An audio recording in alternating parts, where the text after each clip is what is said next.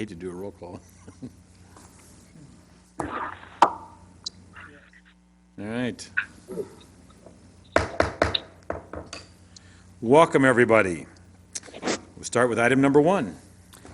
As part of his executive order in response to COVID-19 2020-07, Section 6, Governor Pritzker announced provisions of the Open Meetings Act requiring in-person attendance by members of the public body are suspended. Specifically, the requirement that the public body must be physically present, and the conditions limiting where remote participation is permitted. On Friday, June 12, 2020, the governor signed PA 100-640, Senate Bill 2135, into law, amending the OMA to expressly authorize public bodies to meet remotely without the otherwise required quorum present during a declared public health disaster, such as those related to COVID-19. To be in compliance with this amendment, all voting will be done by a roll call vote tonight. This city council meeting will be held remotely. The meeting can be viewed on Channel 9 for MediaCom customers living in Rock Island, or on the city's YouTube channel, www.youtube.com/user/rockislandil/live. To participate during the public comment or public hearing portion of the meeting, you can join us by phone at 1-402-526-0331 and use PIN number 385003242#. Okay, very good. Roll call. Alderman Clark. Alderman Hurt. Here. Alderman Spaghettis. Present. Alderwoman Swanson. Here. Alderman Parker. Here. Alderman Poulos. Remotely here. Alderman Geenan. Here. Mayor Tomes. Here. We have a quorum. Very good. We'll start with the Pledge of Allegiance and a moment of silence.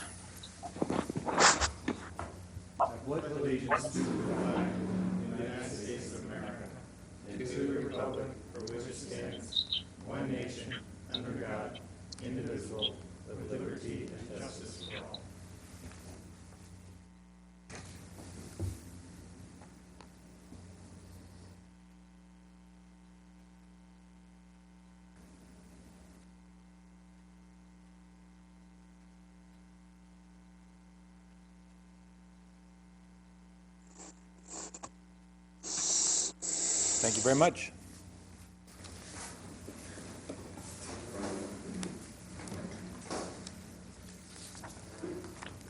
Okay.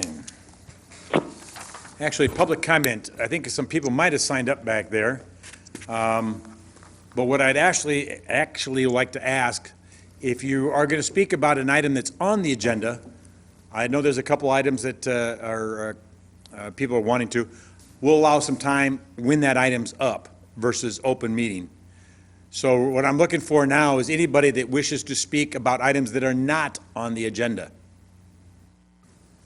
Is there anybody that want to speak about, on the phone too? I guess I got to remember now we got both audience on the phone. If there's anybody on the phone that would like to make any comments, or in the audience. *6 will unmute the phone.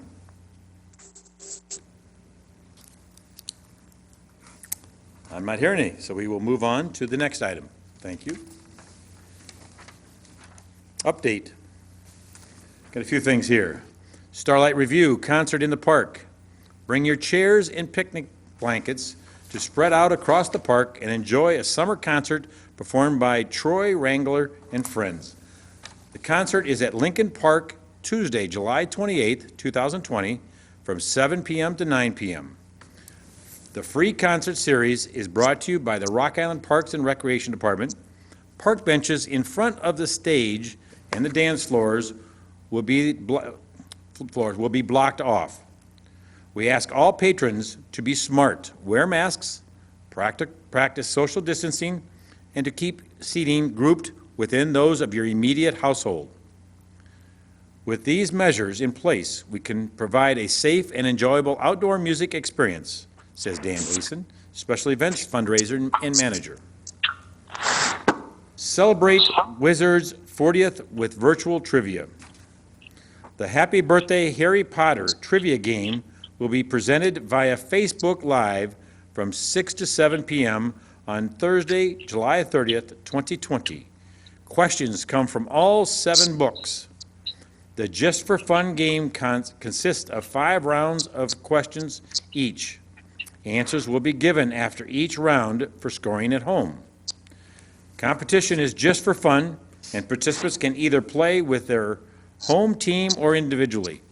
Participants can register via the Rock Island Library events calendar to get an email reminder, or just tune in to the Rock Island Library Facebook page and watch the Go Live notifications.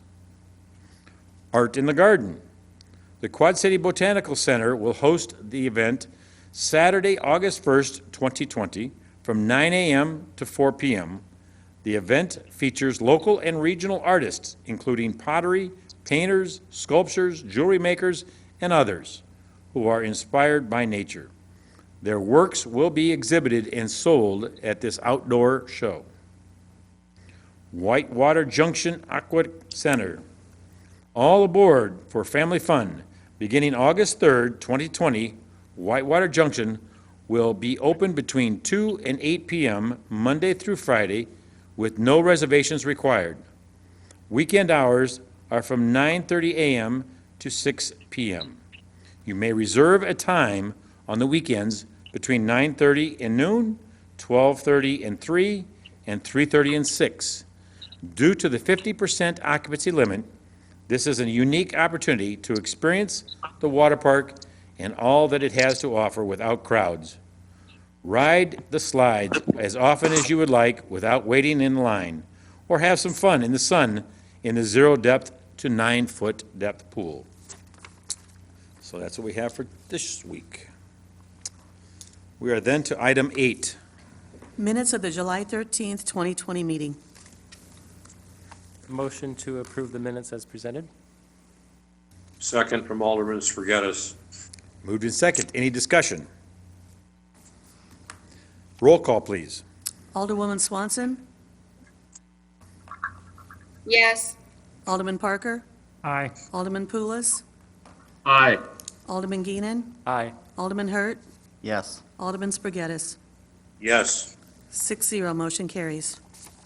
Item number 9. Proclamation declaring July 26, 2020 as Americans with Disabilities Act Awareness Day. Whereas on July 26, 1990, President George H.W. Bush signed into law the Americans with Disability Act, ADA, to ensure civil rights of people with disabilities. This legislation established a clear and comprehensive national mandate for the elimination of discrimination against individuals with disabilities, and whereas the City of Rock Island affirms the principles of equality and inclusion for persons with disabilities as set forth for the state of Illinois and as embodied in the ADA, the laws of our state, and ordinances of our city, and whereas numerous organizations in the City of Rock Island and the state of Illinois work with constituents and communities to bring forth the promise of hope and freedom that is envisioned by the passage of the ADA, and whereas on July 26, 2020, the City of Rock Island celebrated their 30th anniversary, and we recognize the progress that has been made by reaffirming the principles of equality and inclusion and recommitting our efforts to reach full ADA compliance. Now therefore, I, Mike Tomes, Mayor of the City of Rock Island, do hereby proclaim July 26, 2020 as Americans with Disability Act Awareness Day in our city. And I don't know if anybody's here. I know Sarah Wright talked about it. Is anybody here with this? Nope. Okay.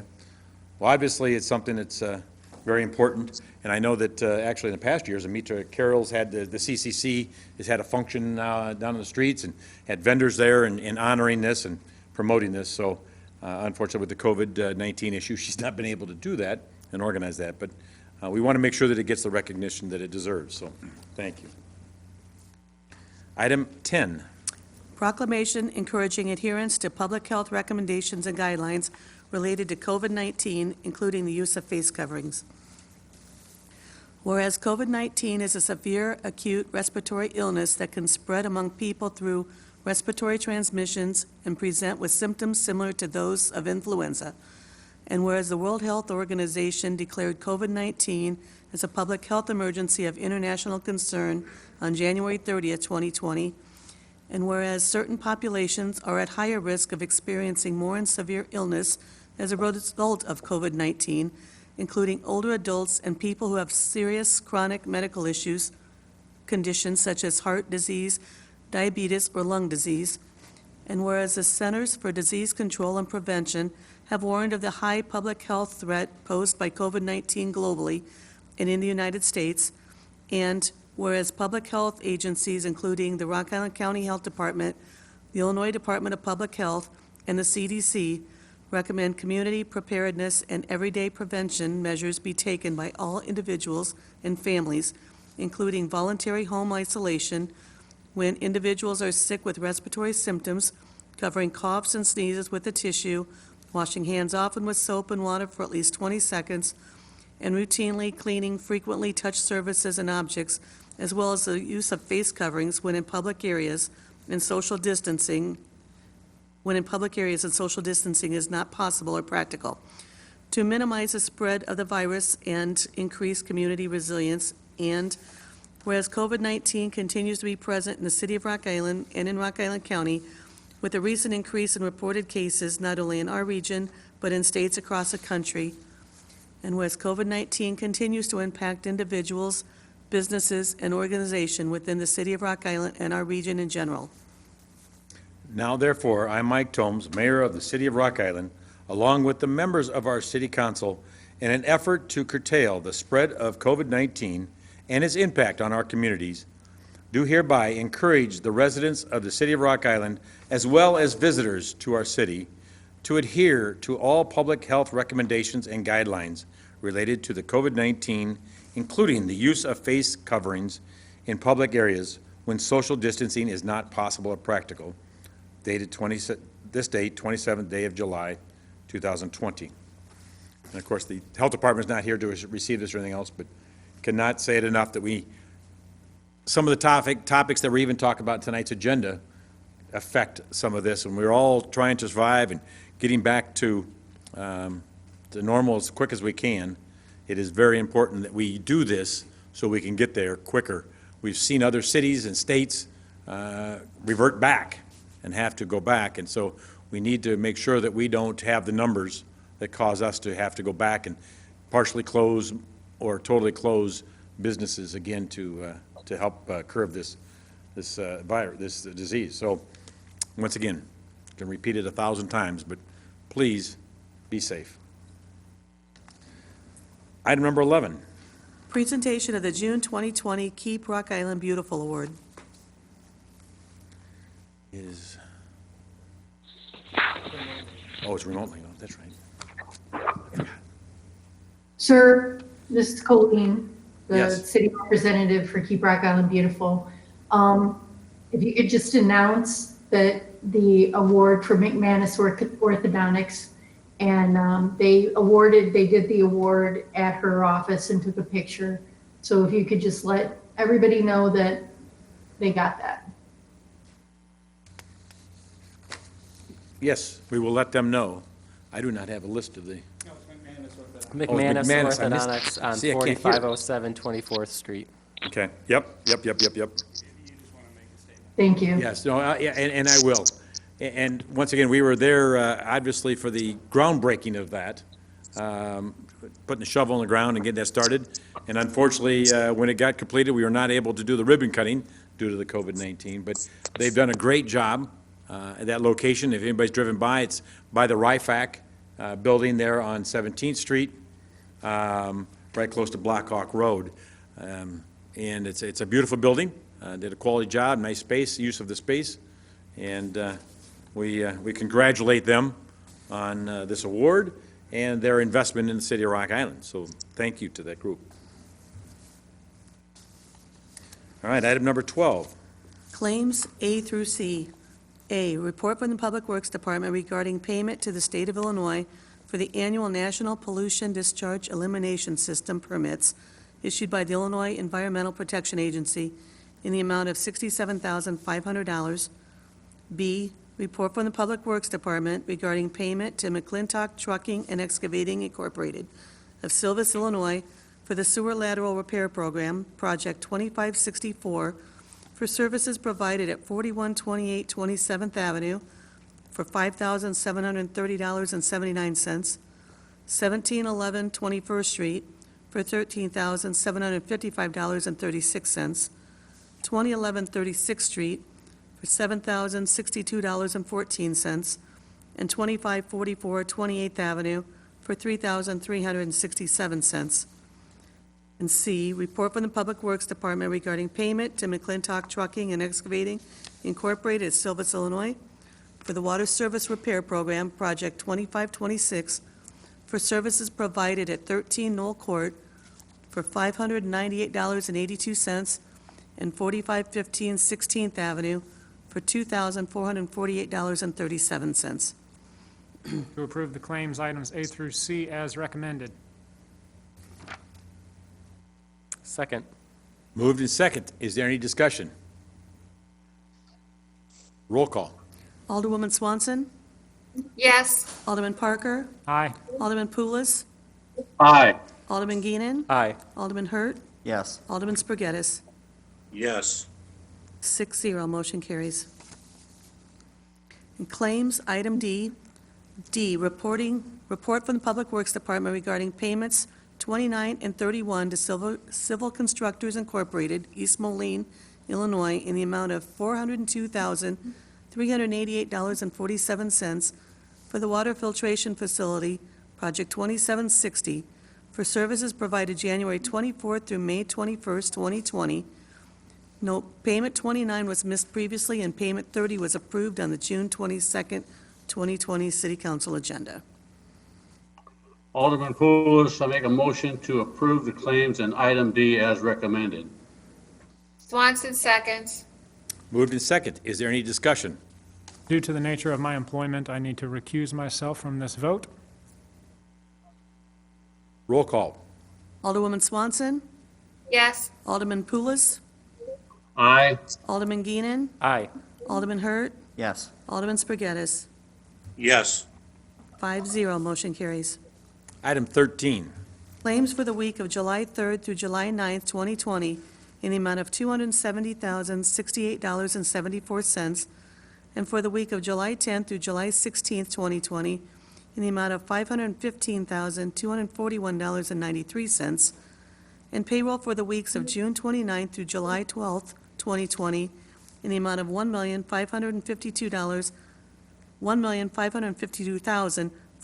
$1,552,452.43. Swanson motions to allow the claims and payroll. Pulis, second. Okay. Just real quick, it's been moved and seconded. We'll do the vote here second. For those that don't need to speak or anything else, they can mute. There's a little bit of feedback, so. All right, roll call. Alderwoman Swanson, Yes. Alderman Parker, Aye. Alderman Pulis, Aye. Alderman Geenan, Aye. Alderman Hurt, Yes. Alderman Spargettis. Yes. 6-0, motion carries. Item 14. ACH payments for the month of June 2020 in the amount of $1,659,338.61. Alderman Spargettis approves or moves to approve the ACH payments. Second. Moved and second. Is there any discussion? Roll call. Alderwoman Swanson, Yes. Alderman Parker, Aye. Alderman Pulis, Aye. Alderman Geenan, Aye. Alderman Hurt, Yes. Alderman Spargettis. Yes. 6-0, motion carries. Item 15. Purchase card claims for the period of May 27th, 2020 through June 26th, 2020, in the amount of $52,269.56.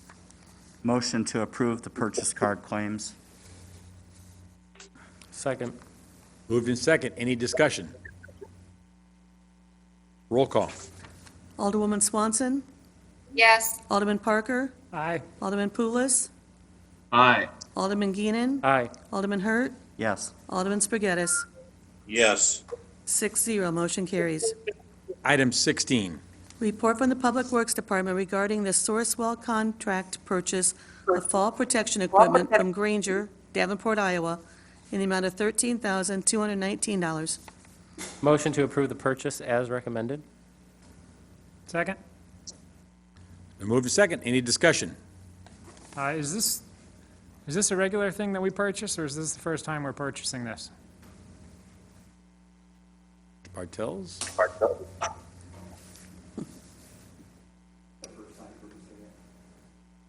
No, no, The microphone. microphone's pushed away. No problem. All kinds of block caves Yeah, here. I know. Yeah, this is the first time that we are purchasing this fall protection for our fleet department. Okay, is this in response to Illinois OSHA's visit It here? is not. It was a No? planned purchase that we budgeted for this year. All This right. was not part of that. Well, you know, I'm always a big fan of making sure that we avoid employees with injuries and Absolutely. the financial results of that, so, thank you. You're welcome. Okay. Roll call. Alderwoman Swanson, Yes. Alderman Parker, Aye. Alderman Pulis, Aye. Alderman Geenan, Aye. Alderman Hurt, Yes. Alderman Spargettis. Yes. 6-0, motion carries. Item 17. Report from the Public Works Department regarding the bids for janitorial services, recommending the 3-year contract beginning August 1st, 2020, be awarded to FBG Service Corp., Rock Island, Illinois, in the amount of $433,818. Alderman Poulos makes a motion to approve the contract as recommended and authorize the city manager to execute the contract documents. Swanson seconds. Moved to second. Any discussion? Roll call, please. Alderwoman Swanson, Yes. Alderman Parker, Aye. Alderman Pulis, Aye. Alderman Geenan, Aye. Alderman Hurt, Yes. Alderman Spargettis. Yes. 6-0, motion carries. Item 18. Report from the Community and Economic Development Department regarding a service proposal with Pro Champs in the establishment of a foreclosure and vacant property registry. Move to approve the proposal as recommended and direct the city attorney to develop an ordinance and finalize the service agreement with Pro Champs. Second. Moved in second. Any discussion? I would like to table this for further review. I'm not real happy with the property owner vacancy language here. I think I would like to personally review this some more. Alderman Poulos would concur with that. So this is, just, it's not meant, you're not approving the ordinance here tonight. You're approving us to move forward. So what we'd appreciate is feedback that would allow us to tweak this the way you want it. So I'd rather, before Sure. we table it, have a discussion on it. And then one of the directions could be come back in 2 weeks or in 4 weeks, whatever, with an amended version. But this is meant to have a discussion on it. There's a lot of confusion about what some of this means, particularly in response to someone with a rental unit. The intent of this ordinance is not that someone who has a rental unit or a house that's vacant for 3 months are automatically subject to this fee. They have to meet the criteria of a vacant property. Those don't meet that criteria. Yeah. Miles can speak with that if you like, but so we'd like to find out what the council would like us to look at in specific information. It'd be much easier for us to bring something back. There was a lot of confusion on this. I think a lot of people got the wrong impression over what this ordinance is actually targeting and what we're actually going to do with this ordinance. Alderman Hurt So- and Polis, may I ask that we have a discussion before we consider tabling? Yes. Okay. Because, yeah, I mean, I made this motion, but I'm more than happy to postpone a vote, depending on the result of our discussion. If I may lead, I certainly got a number of contacts from constituents about this proposal, and I imagine most, if not all of us I'm sorry, did. Alderman. I'm sorry, this is Dave Morrison. I think that probably the appropriate method would be, generally speaking, a motion to table is not debatable. So just for housekeeping purposes, what I would recommend is that the persons that made the request to table at the moment would either take back the second or take back the motion and the second, and then go forward with the discussion. I think that is what Robert's rules would require on the motion to table. So that would be just for housekeeping. I believe that would be the proper procedure. We don't have a motion to Yeah. table. That's what Randy and Wait, so thought Randy about. took- We did have a motion. We did have a table motion, over so here. Yes, I will retract my motion to Never table. voted on, okay. It's okay. And Poulos will retract the second on that, so we can have a discussion. Okay, Thank you. Sorry to interrupt. that's fine. No, thank you. Thank you very much, parliamentarian. Dave? We still need to vote on the motion. Yeah, but Someone we're needs going to to have second your discussion motion. first. Someone has to I second your motion. seconded it. Oh, I have we seconded done it. a? So No. we're We not did. done with You this did one it, yet. okay. We had a I wanna make motion, sure we a did. second. I got it. Yeah. A table motion, seconding the table, withdrawn. Now we can talk and then vote on my motion. Yep, If we don't table it. that's right. All right, fun stuff. Okay, so I guess the public, or us too, would like some clarification. One of the things that I noticed was that in staff's memo, it said that 90 days would be part of the definition of a vacant property, but then the ordinance language itself said 30 days, so just some clarity on that. And then, yes, there is a lot of concern from the public as far as like snowbirds, if they're going to be in Florida for more than 90 days, if they have a rental property and they can't find a quality tenant to move in within 90 days, they don't want to be penalized. I guess before you answer, Miles, generally speaking, it is my intention, and I think most of our intention, to address the nuisance vacant properties in our city. Generally speaking, we're not out here to hound responsible landlords. So, Miles, take it away, answer the questions, and add whatever other context you want.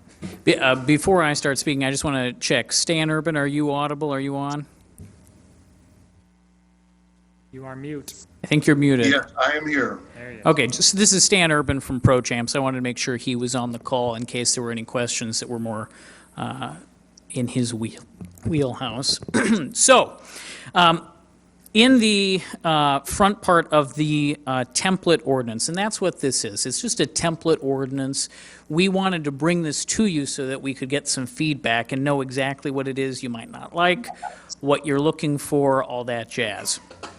So really the intention of this is to just, get some feedback for more detail on what you want. Because we knew from your council goals that you wanted a registry of this kind.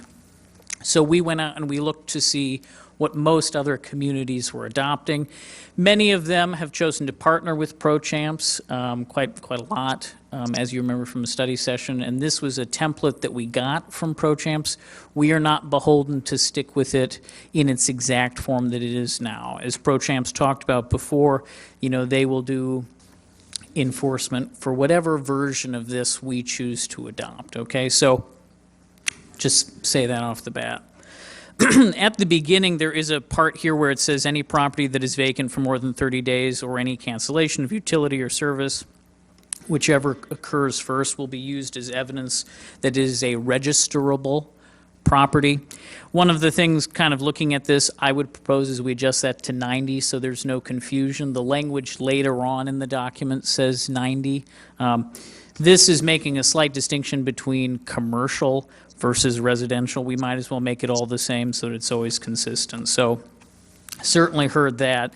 As for, the difference between something that becomes registerable and whether or not it will be registered, okay, which is a distinction with a difference.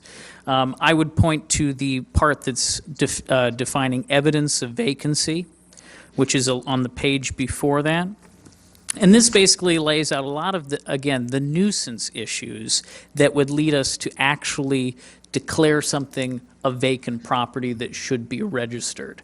And again, when I say us declare it, I'm talking about staff. This would be a staff determination. So when a property is foreclosed on, that becomes a matter of public record. That's a pretty much automatic thing that ProChamps would flag as something to register.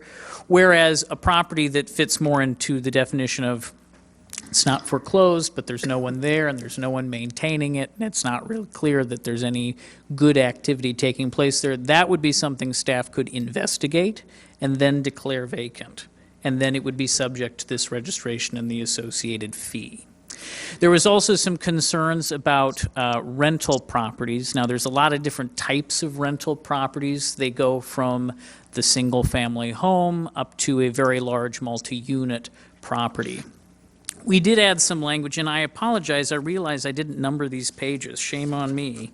But we did add some language in here which is specifically quoted in the memo itself, but it talks about how we would address multi-unit rental properties, and we would not consider them to be registered as vacant until a majority of the units were vacant, okay? And again, vacant for a 90-day period.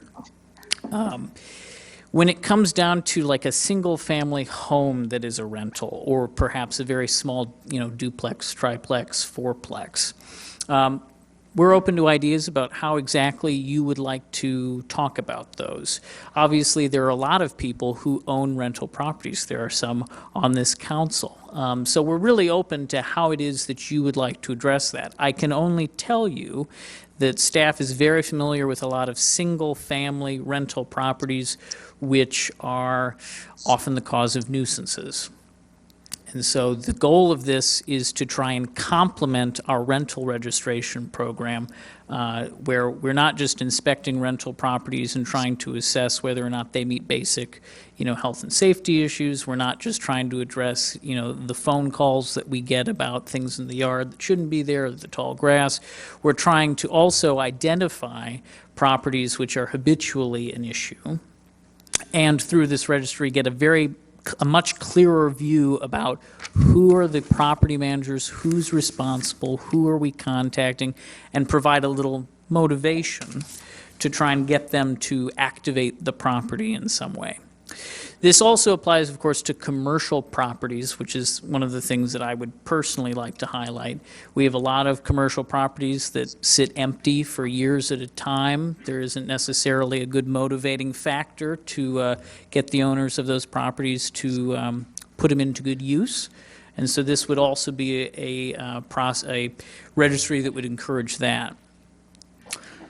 I guess at this point, I'd be curious in some more specific questions, and if people have specific concerns that we can address, I'm all ears. Again, the purpose of this motion is not to say that this language exactly is going to be adopted or that I'll bring it back to you without substantial revisions. It's just to establish that you still want some sort of registry for foreclosed and vacant properties, and that you are comfortable with us continuing to explore a service agreement with Stan and the good folks at ProChamps. I would say in regards to that staff is not confident we would be able to operate a registry like this without the support that an organization like ProChamps would provide. We just don't have the capacity to do that data management component. So that's why we brought this to you. Again, this was after we looked at a lot of communities who were all doing it in some form like this. So I am all ears for any sorts of questions or concerns that people have. I'm in favor with moving forward. I think the study session that came forward kind of gave the AOK and to kind of hash out some of these details. I don't see any need to postpone this, but. So getting into the specifics. My ward, as you know, has lots of old homes. My neighborhood has lots of old homes, and there are plenty of property owners of historic homes in my area that spend a long time rehabilitating them to the point where they are rehabilitated, right?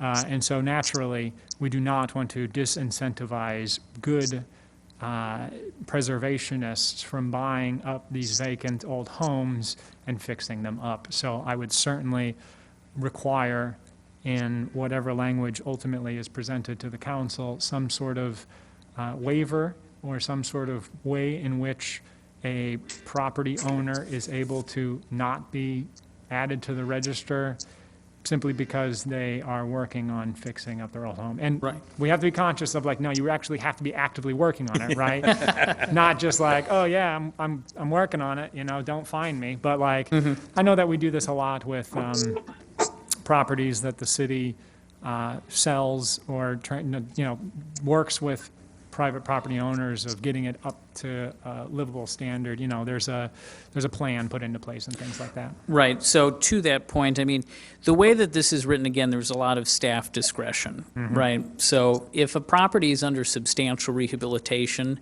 there is a chance that it can't even be lawfully inhabited. So we wouldn't count that as something that's vacant because you can't go into it. Right. That would also be a similar situation with some of the rental units that are in the upper floors of buildings downtown, right? If they don't meet code for being inhabited at this time, we couldn't count them as vacant because they couldn't be habitable. As for a property which is habitable but undergoing rehabilitation, I mean, again, that would just be a matter of contacting our inspections division, explaining, well, I can't rent it out, I'm redoing the kitchen. I mean, that's pretty straightforward. I don't want to give anyone the impression that we're a totalitarian bunch trying to register as much as possible. Again, the goal of this is to try and target properties which are creating nuisances, which have clear issues and are, not just a property that is undergoing a renovation or is, empty because someone's in Florida for a few months. To the snowbird's concern, I would just say, if you are a person who spends, 3, 4, 6 months out of the year somewhere else in the country, we wouldn't look at a house that you leave behind here as being vacant so long as it's maintained while you're gone. If you had no idea, standing there on the sidewalk kind of looking at the house, that there wasn't someone there at least a good deal of the time, probably wouldn't even draw our attention, right? Like, we're not keeping track of who's in Florida or Arizona, We're just trying to address, hey, there's this property, it doesn't appear that there's anyone living there at all, and there's a lot of newspapers on the front step, and all sorts of stuff. So, I don't want anyone who spends the winter months elsewhere to be concerned they're going to be penalized for doing that. Because again, that's not the intent, nor would we ever, seriously do that. If we got a call from Pensacola and someone was like, I don't know why I got this flag, we'd just say, oh, our bad, sorry. Mayor, Miles, this is Stan Urban. Could I have the floor for a moment? Maybe I could bring some more clarification to this issue. Yes, and as a reminder to everyone, Stan is a former city manager, so he understands quite well kind of the concerns that citizens may bring up about these issues. All right. First and foremost, we're talking solely at this point about vacancies. Foreclosures are completely a different matter. We do not get letters from any bank that says we are intending to foreclose. The way we identify foreclosed properties is through court records. It's a done deal. The papers have been filed. The foreclosure is being handled. That's plain and simple. Vacancies, as has been brought up this evening, is a completely different ballgame. But what we do, we identify what we feel are vacant properties. We will send a list of those vacant properties to a staff member. It may be Miles. It actually may be Mr. Tweet. It may be whoever's appointed as the point person.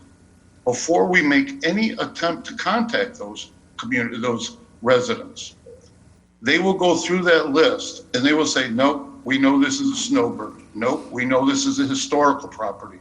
Nope, we know for whatever reasons you shouldn't send it to them. Or yes, send the rest of them out. We do not contact any private property vacant owners until it is approved by a village staff member, which Mr. Miles has alluded to tonight. Once we approach those people, and mistakes happen. Miles isn't perfect, Mr. Tweed isn't perfect, and neither am I, and neither is Pro Champs. Somebody's going to get a letter that says you must register, and they're going to be in Boca Raton, Florida, and they're going to be upset. All they need to do is go online to the webpage that is provided in the letter and say, I dispute this, and here is why. The dispute will go to the point person at Rock Island and to Pro Champs. We will respond, meaning Pro Champs will respond first and foremost. Why do you feel you shouldn't register? Because I'm in Boca Raton. Can you please verify by giving us an address that we can verify that you have rented or own property in Boca Raton? We handle it, which goes back to what Miles was saying. We're taking the burden off of staff. You now have hired 140 employees that you're not paying for to make this program work. This program, both foreclosures and vacancies, is working effectively and efficiently in 250 communities nationally and in over 42 communities in Illinois. That's what I have to say at this point. Mistakes are going to happen.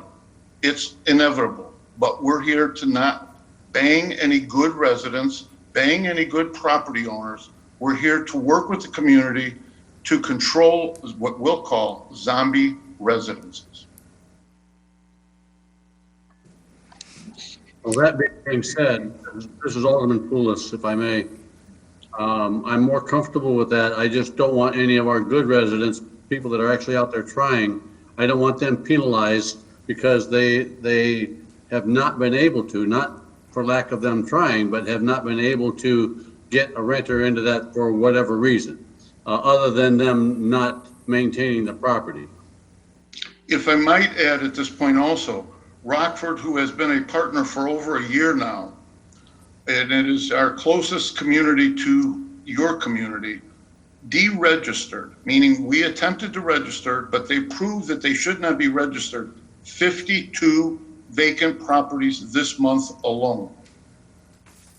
If I may add another question. What is the process for deregistering? I mean, I assume then that there is a process, Miles, there is a process, or at least a plan for a process to deregister somebody if they come in and say, well, for Alderman Parker's comment with a waiver, or they maintain the fact that they are actually trying to renovate or bring the home up to code so it can be rented. Do you mean deregister as distinct from the process that Mr. Urban just explained for disputing initial registration? Correct. So, I mean, I think it would be the same as they just go through the same portal and update it. Isn't that the case, Stan? Yes, exactly right. I mean, I'll repeat myself, and I don't mind repeating myself. We are going to gather information that we can gather from the almighty webpage that says this house is for rent. We're going to look at how long it's been for rent. We're going to determine that, let's say it's 120 days on the market. We will then put that on a list. We will supply it to Miles. Miles will then do some research on his end and say, you know what? Pro-champs, do not contact these people. They are good residents. They're upkeeping the property. There's no need to register. We don't register. Now, in turn, we could get one that's 120 days for rent. The gutters are falling off the building. The windows are broken. There's grass that is 2 feet high. And Miles is going to say, you know what? They need to register. It's up to the staff to make the final decision as to what and who we register. I think some clarification. What does it mean to deregister a property? You said that Peoria just had 53? 52, yes, sir. 52, what does that mean? That means that we sent out letters this last month that said you must register your vacant property. We had a number, I don't know how many said they did not think they should register, but we were able to work with staff and find out that 52 of those properties should not be registered. We take them off our list. Yeah, and just to kind of double up on what Stan's saying, the ultimate control of this registry will remain in the hands of staff. Okay, so I think that's very important, Miles, is Yeah. that this is not an ordinance that is being passed by pro-champs. It is an ordinance that will be passed by the Rock Island Board, that we are nothing more than enforcers. That's all that we are. What Miles said earlier in his presentation, there's a lot of tweaking. We provide a boilerplate ordinance that is redlined till the red line is bleeding all over the page. Each ordinance in the state of Illinois is completely different because each community is completely different. We will do, as long as it's legal, whatever the ordinance says. I guess for my 2 cents after this discussion, I do not want perfect to be the enemy of good. I know in the past 3.5 years of me serving on this council, abandoned and nuisance properties, both commercial and residential, are the bane of the Fifth Ward's existence, it feels like sometimes. Previously, I thought it was convenience store signs, but now maybe it's vacant stores or vacant properties. But anyway, seeing as how this is not final action on this, I'm comfortable talking to Miles and just knowing the quality of work that you do, Miles, on other things, the downtown being listed on the National Register and all the other fantastic things you do for the city. I'm okay with moving this forward. I'm curious as to what my colleagues think. If I may add one real quick thing about rental properties, we did have a discussion with Stacy. Stan, what's Stacy's last name?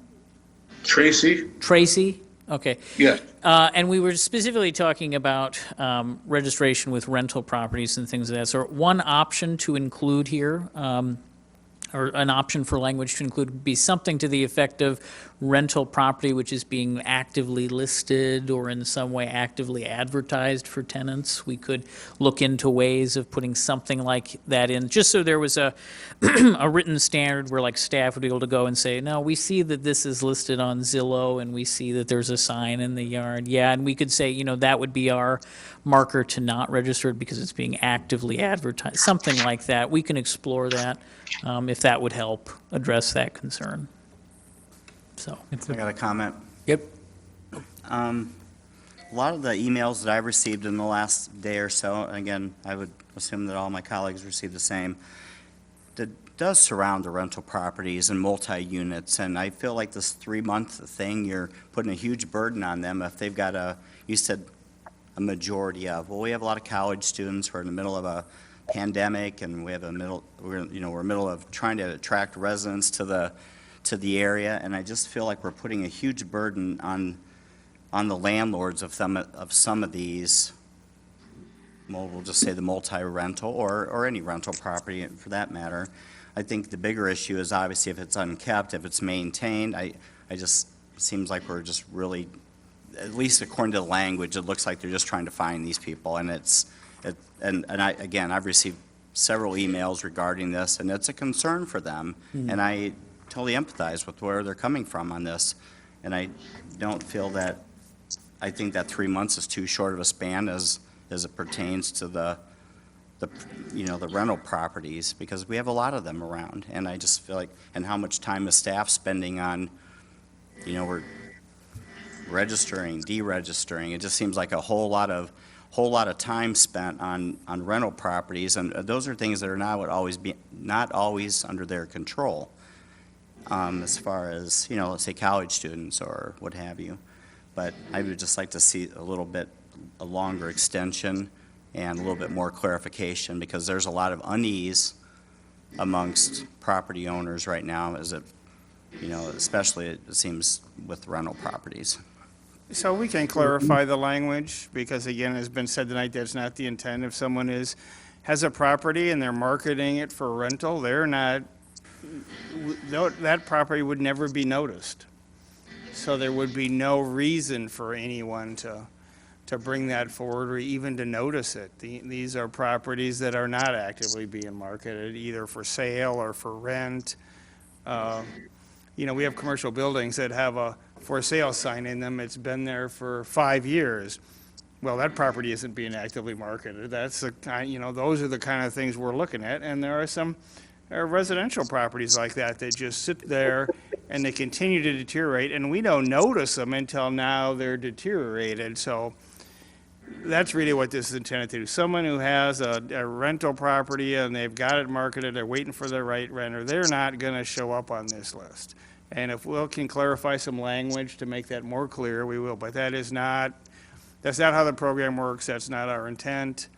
And there was a lot of misunderstanding, and part of it is because we have a boilerplate ordinance here that hasn't been tweaked, and we'll tweak it so it's clearer on those on that subject. And it's going to come back in front of city council again. It so- hasn't, Oh, again, oh, it yeah. has to come back. I mean, the goal here was to try and workshop it together, right? You know, this is we had a very simple policy directive from the council about a desire to establish a registry for these kinds of properties. So this was us bringing, again, just a real rough outline of what many other communities tend to have, something like this. But if you go looking, I mean, a lot of them have amended them quite substantially and have all their own, again, little tweaks in it. So, you know, That's basically what I'm looking for, is tweaking this a little bit, Mm-hmm. putting some better language in, because the language that, obviously it's gonna get changed. Right. But as it stands, it's got a lot of property owners a little riled up over this. So I have too received some of those emails, so I understand that concern. I would, from all council members, appreciate if there's specific language or specific points that you'd like to address, please give them to Mr. Tweet. And then, you know, staff will work on that to try and bring you something in the future that is a little bit more amenable. And again, there's no rush, there's as much a rush on this as you as council would like to place on it. You know, staff can work on this for quite a while until we get to something we're all happy with. I would also highlight one specific thing, which is, you know, we have a rental registry system that exists currently, okay? So as part of that, we always have to identify some property manager who's responsible for that if there's an issue. Vacant properties, which are not, you know, being used for anything, are therefore not in that rental registry. And so for the time being, we have no property manager or point person to contact when there's an issue. We really have to hunt them down. As you can imagine, a lot of these vacant properties are not owned officially by an individual, but are instead owned by an LLC or some sort of entity, and it can be very difficult to track down a phone number, a person to talk to address an issue. So that's kind of a gap that we're also trying to fill by creating this registry. There's properties that fall through the gaps, and we have a hard time, you know, contacting them about nuisances. This registry would require that everything that gets registered have a property manager within 100 miles of the city, who we had a phone number for, an email for, importantly, a name for, someone we could actually speak to and say, hey, you need to get down here and you need to address this nuisance that we have at your property that you've got. So that's another part of it that's important to point out about this. But by passing this tonight will allow you to move forward and drafting something for us to approve. Yeah. What we are asking for you to approve is the establishment of a registry. That's all.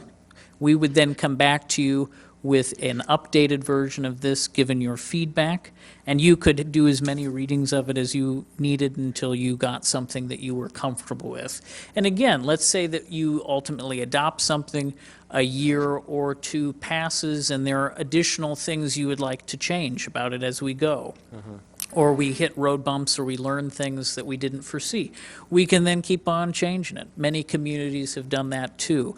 Again, you know, the staff are very open to any ideas. We're flexible. There is a need for this sort of thing.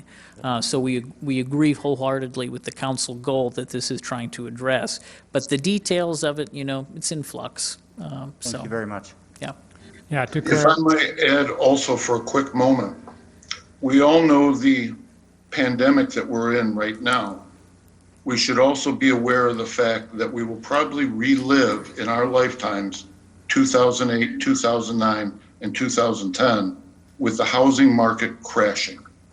And what Miles just pointed out is what we provide more than any dollars and cents are worth. It's the data and information as to who owns and who should be maintaining the property. That's what we do.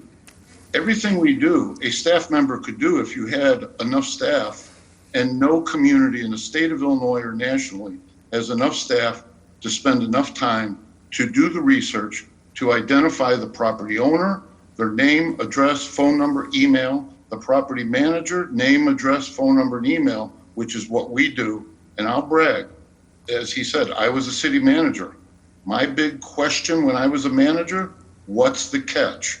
You're not charging us anything? And there is no catch, ladies and gentlemen. It is a service that is needed and will be needed even more significantly in the next 6 months to a year because of what this economic crisis that we're going to be in. I'd like to call a Thank you. question. Real quick, yeah, I want to call on you real quick there. I think there's somebody, as I promised earlier in open session, if there's anybody in the audience that wanted to speak about this, whether it be on the phone or in the audience here. I promised that, to give them time. Is there anybody, and I don't know, someone just left, I think, and it would be right back. I don't know if he was the one or not, but, no? Okay. Is there anybody here that would like to speak about this in the audience, even though it's not officially a public meeting, but I promised those people that opportunity? Anybody on the phone? Star 6 meet you. Okay, just want to make sure everybody gets a fair opportunity that we promised. Any further discussion with the council? Yes, this is Alderman Spargettis. I just wanted to make a couple of quick points if I could. Like the other aldermen have said, I've gotten emails and phone calls.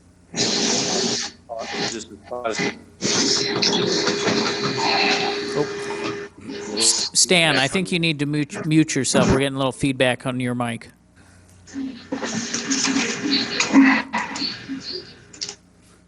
Alderman Spargettis, you could start over again, please. Start over, okay. I'm trying to make some quick, Oh, gee.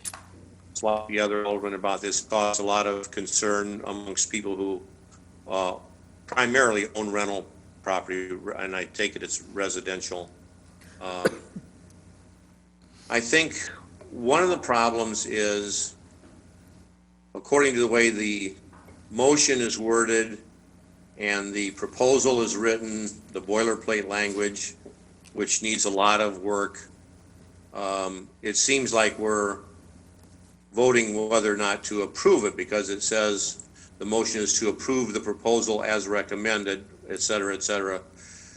But I think what we're approving, according to the recommendation, as Miles said, is the establishment of closure and. Doggone it. Not if you look at the motion. Alderman Spargettis, Is so that the city attorney can then develop an ordinance with our with pro champs. Now, having said that,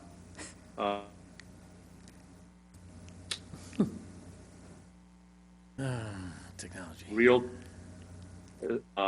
organization. I don't know if we've had any input from our local banking, and I'm wondering if we shouldn't solicit some input from them along the way here before we reach the conclusion of all this. There is something, I'm told, called the LOIS system, LOIS, and I don't know much about it, but I'm told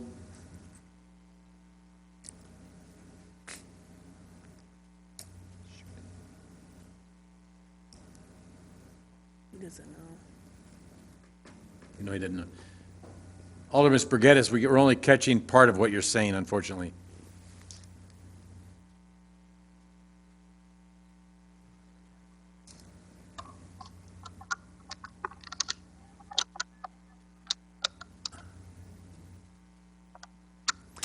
All right, well, to clarify, the motion that I have made, if it passes, nobody will be receiving letters that they need to add their property to the registry until this comes back to us, correct?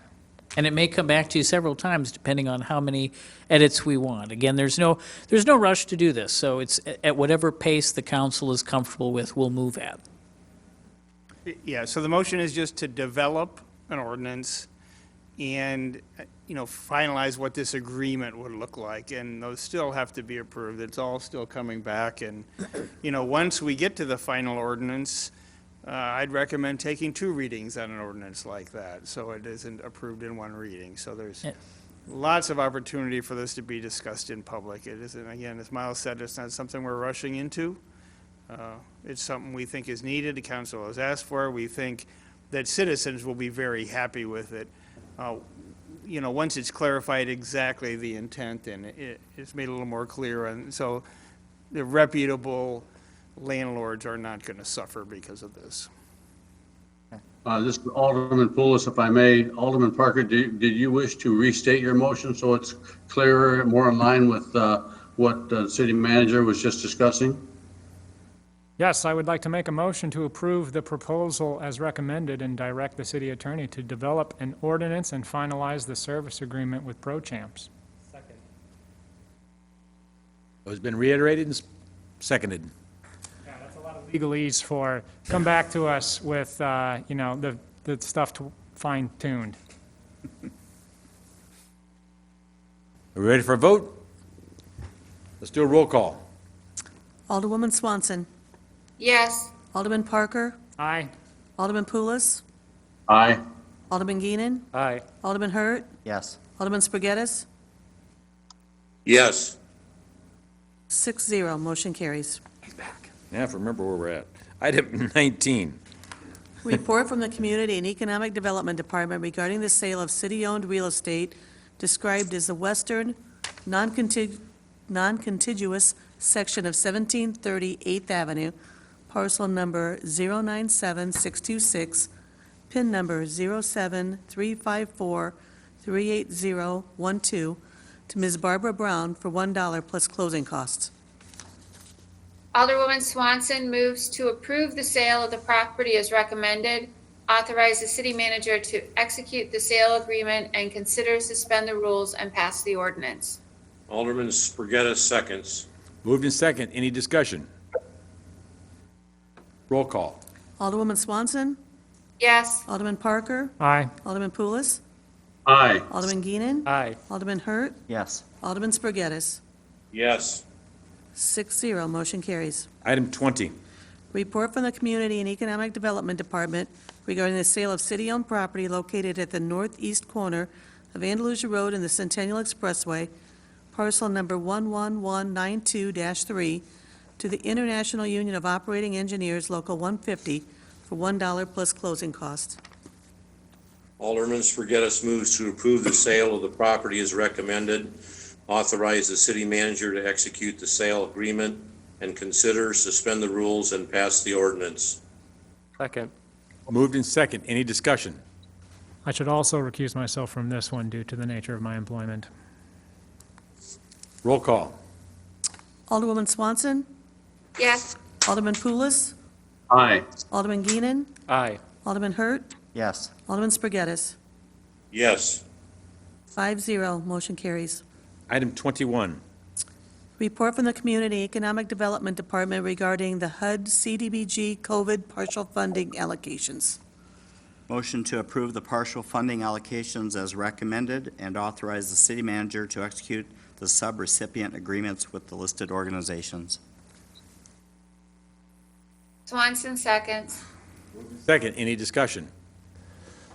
So this is just part of the CDBG CV money that we are allocating? It is. So if you look down below, you'll see what's been expended so far and what's remaining. And part of that remaining, approximately 90,000 or so of that is still sort of reserved for those emergency grants that council previously approved.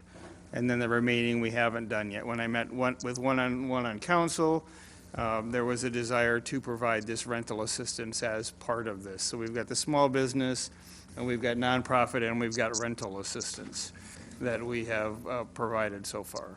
So Project Now is administering rent and mortgage assistance for just citizens of Rock Island? This would be citizens of Rock Island. Colleen is on the phone. She can speak on it also, but they currently provide Rock Island and outlying areas. This would be specifically for Rock Island. Colleen, do you have anything you want to add to that? Nope, you're absolutely correct. Just for Rock Island residents. This will serve approximately 89 Rock Island residents for 3 months. So are these pre-existing clients, or I don't know what the right word would be, of Project Now? This isn't like in Davenport where they said that if you need assistance, apply here? This is our Ron, you're on the line. Can you pipe in?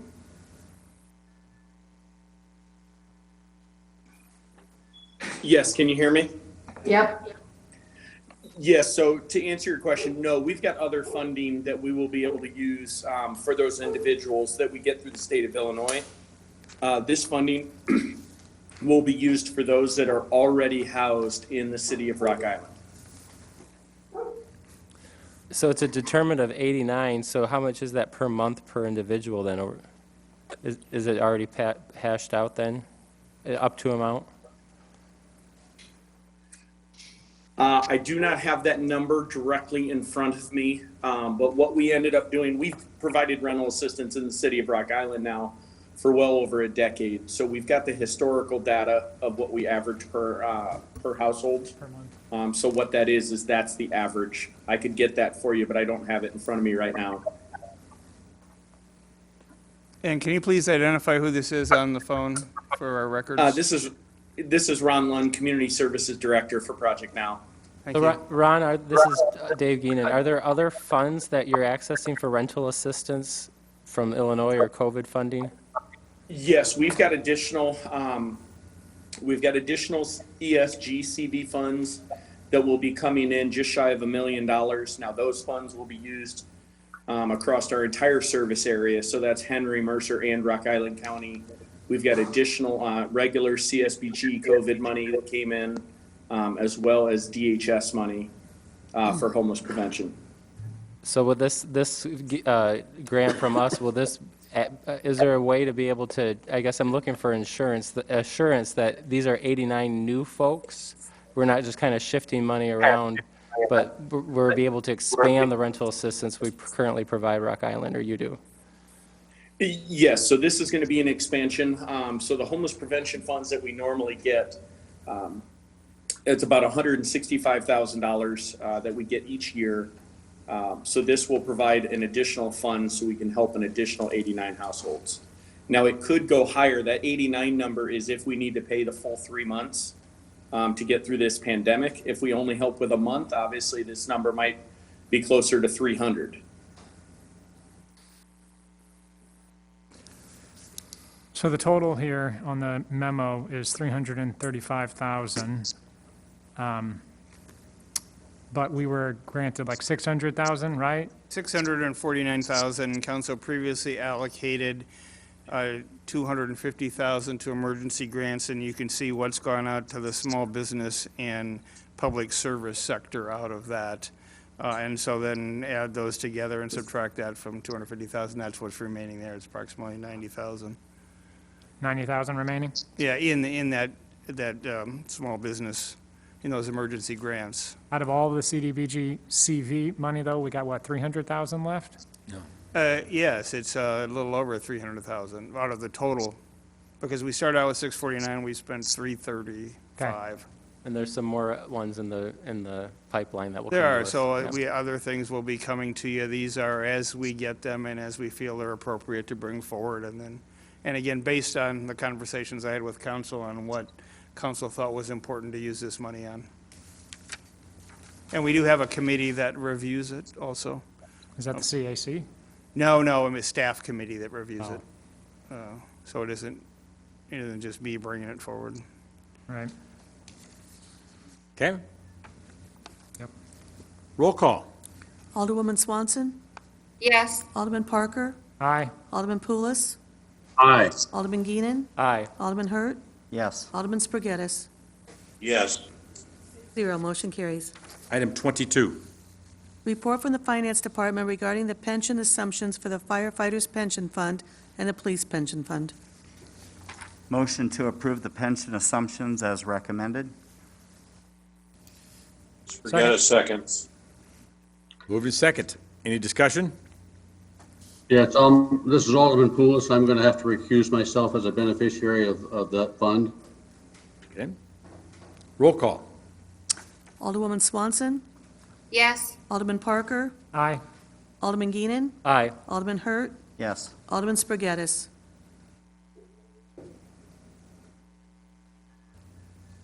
Alderman Spargettis? Must have dropped off. Motion carries 4-0. Yeah, he's there. I don't know why he can't speak. I'm speaking, I'm saying yes. Okay. We got you. Motion carries 5-0. It's the third time. Item 23.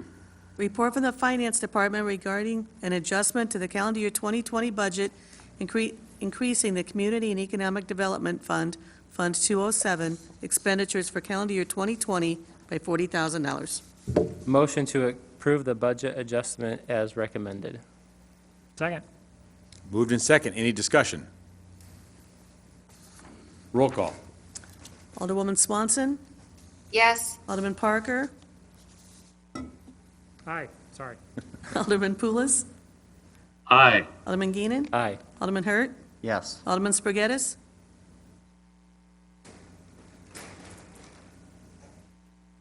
Alderman Spargettis? Yeah. Okay. 6-0, motion carries. Item 24. Report from the Mayor's Office recommending amendments to the alcoholic liquor ordinance, eliminating Section 3-9, Paragraph 1B, titled Extended Hours, 3 o'clock a.m. option, and amending two related paragraphs, specifically Section 3-5, Paragraph 10, regarding annual training sessions, and Sections 3-5, Paragraph 11, regarding recording systems. Motion to consider, suspend the rules, and pass the ordinance changes. Swanson seconds. Moved in second. Discussion. So I don't know if you want it now. I know there's some people in the audience that we will allow to speak. If they want to speak first, to give them an opportunity. Several people did sign. We'll probably let some others. But here is signed it. My first up, if we had, and we're trying to keep ourselves succinct and time, worry about and consider time. If we see people repeating things, we'll try to not do that. But Shane Brown signed up first.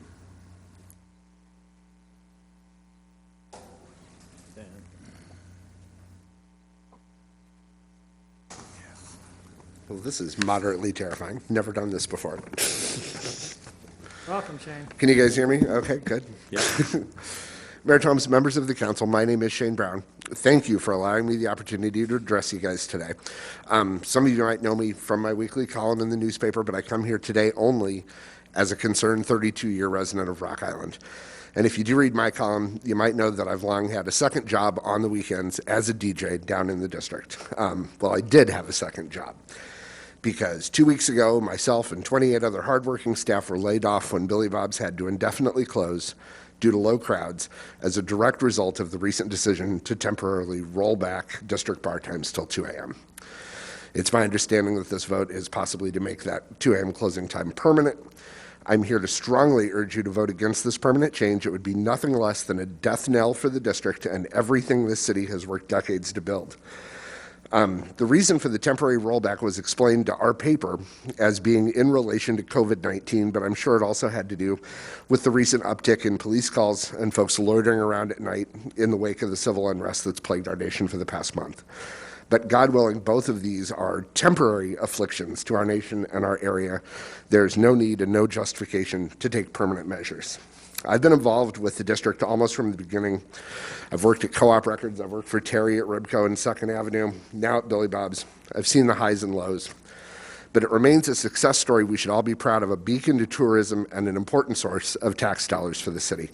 Look at any tourism pamphlet that Rock Island has put out in the last 30 years, and what is the photo you always see on the cover? A packed festival crowd in the downtown plaza. The district should be our shining star, not something to sweep under the rug. And I'm sure you guys are thinking, what's the big deal about 1 extra hour? Why does that matter so much? The truth is simple. We need that last hour to remain competitive and keep our crowds. Illinois has to abide by draconian Chicago area liquor laws, so we can't do happy hours and early drink specials like they can over in Iowa to get the early crowds.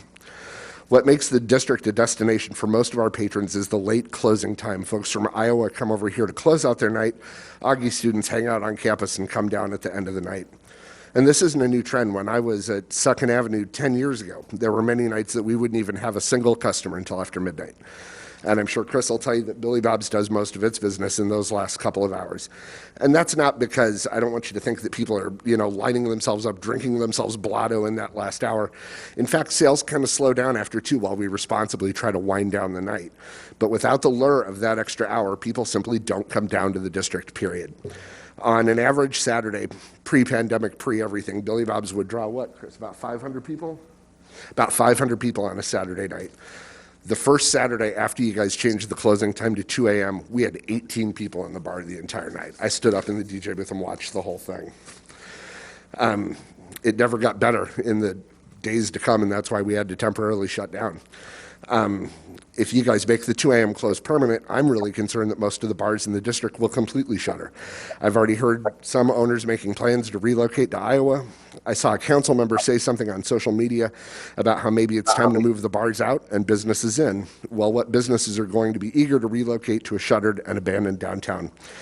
The district supports the entire downtown economy. If the bars close, the restaurants likely will too, and who's going to want to live in the downtown lofts if there's nothing to do downtown?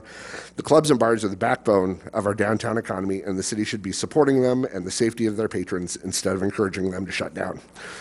My mom used to tell me nothing good ever happens after midnight. Then I brought my mom down to Jamaica my weekend, and she had a blast. The city has invested so much time and money into the district over the years, and now with one decision tonight, you could walk back 30 years of progress and cost the city its legacy as the leader in Quad City arts and entertainment. Instead, let's figure out a way to ensure crowd safety without permanently compromising the profitability of the district clubs we love so much. Small businesses are struggling enough in 2020. Let's not legislate our way into making it any harder for them. I urge you to table this vote and meet with the bar owners, put up entry gates, work with the police before you do something so drastic as to change our bar times. I think you'll find the business owners of the district eager and willing to accommodate and work with the city to continue our proud legacy of nightlife in Rock Island. My biggest fear is that if you guys pass this measure tonight, the only picture that's going to be on the cover of the next Rock Island tourism pamphlet is a sign that says Davenport that way. Thank you for your time. Thank you. Chris Bone.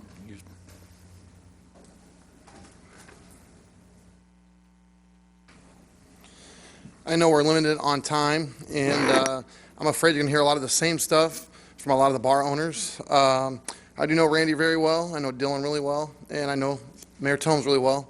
The rest of you I don't know so well. So just a quick synopsis. I've been coming to the district since 1997 when it was Chantilly Lace, 23 years ago.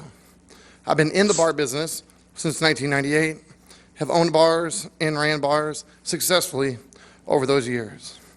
After meeting with Mayor Tomes when opening Billy Bob's, it is to my knowledge that we are the first and only bar he has ever given a 3 a.m. liquor license to since taking office.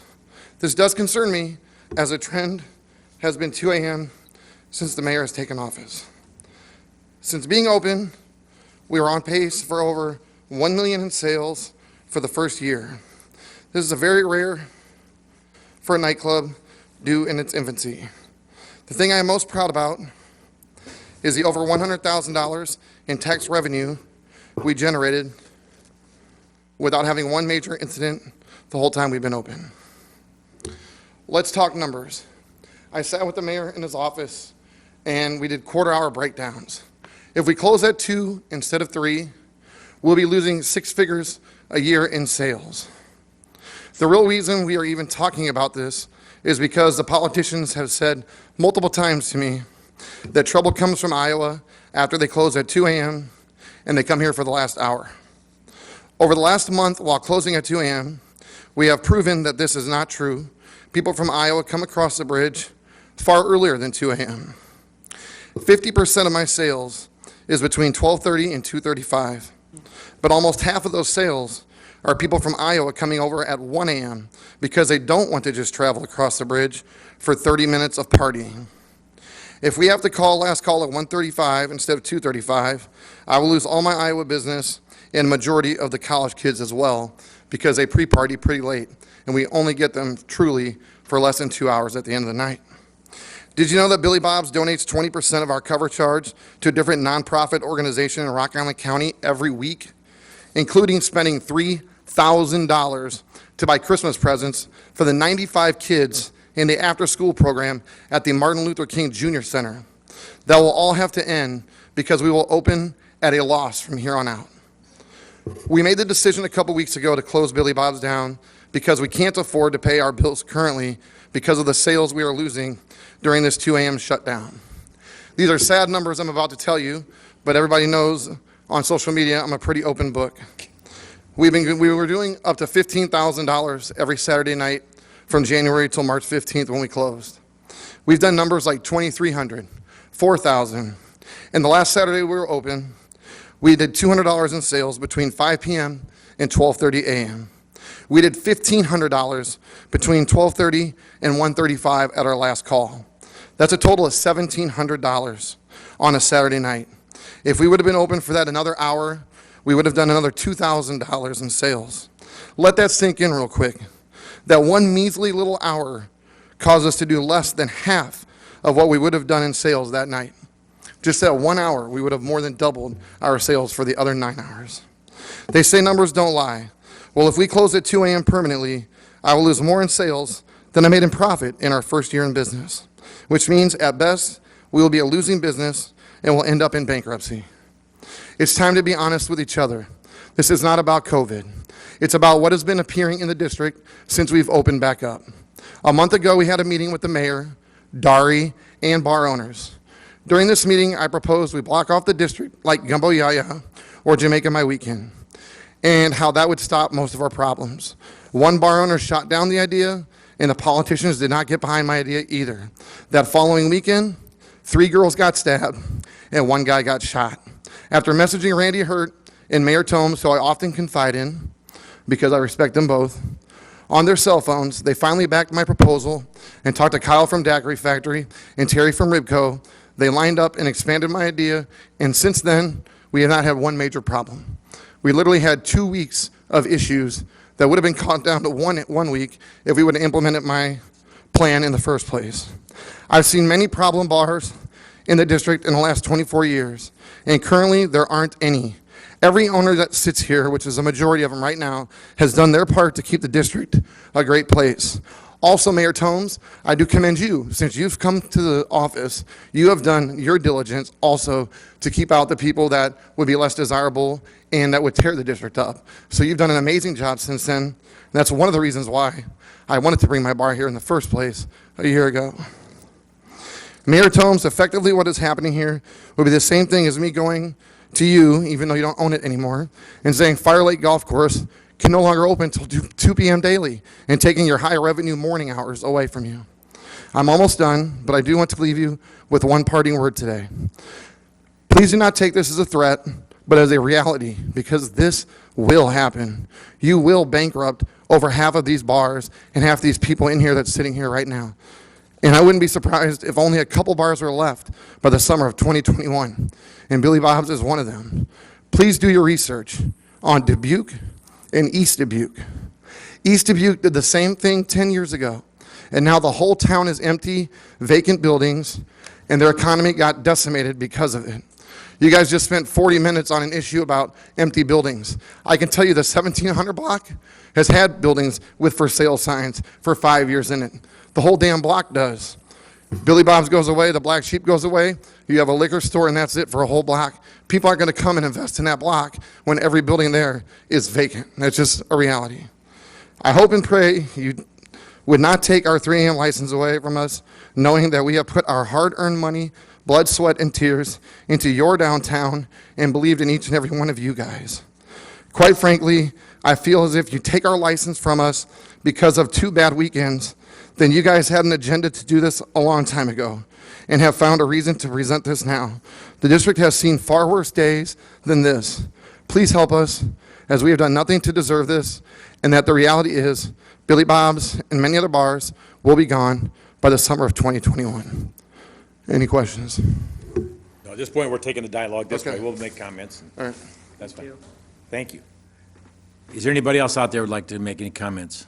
Those 2 signed up, but Terry.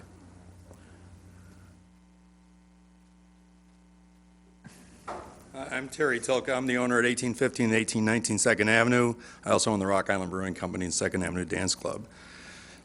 Since I've been back and we've reopened, I can't book any bands. I didn't open up the dance club till last week for the first 2 days since this whole thing started back in March 15th. We've been in negotiations with the city, and then we were told about the city merging with Dari, and all I heard from the last 2 weeks was I thought we were all working together. Kyle and I and some of the other business owners and property owners came up with the fence ideas. We've come up with our own security.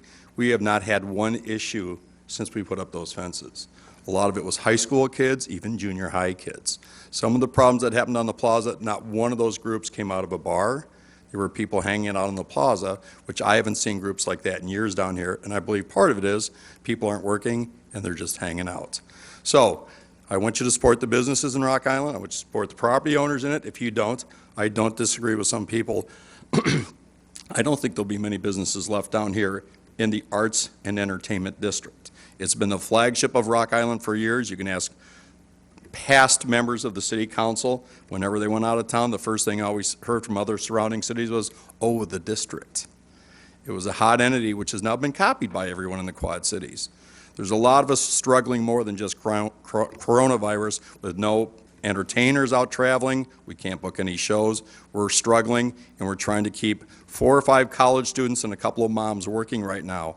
It's not easy, and I don't see any shows coming back to the club or routing bands till next spring. So it's a tough decision for everybody, but taking away that last hour, you're going to kill these guys. And that's going to include me and my family and the 20-some employees I have. I don't see it lasting because the winter's going to be brutal, because I don't see this coming back. We just got the announcements from Augustana today. That's not going to help any of the situations.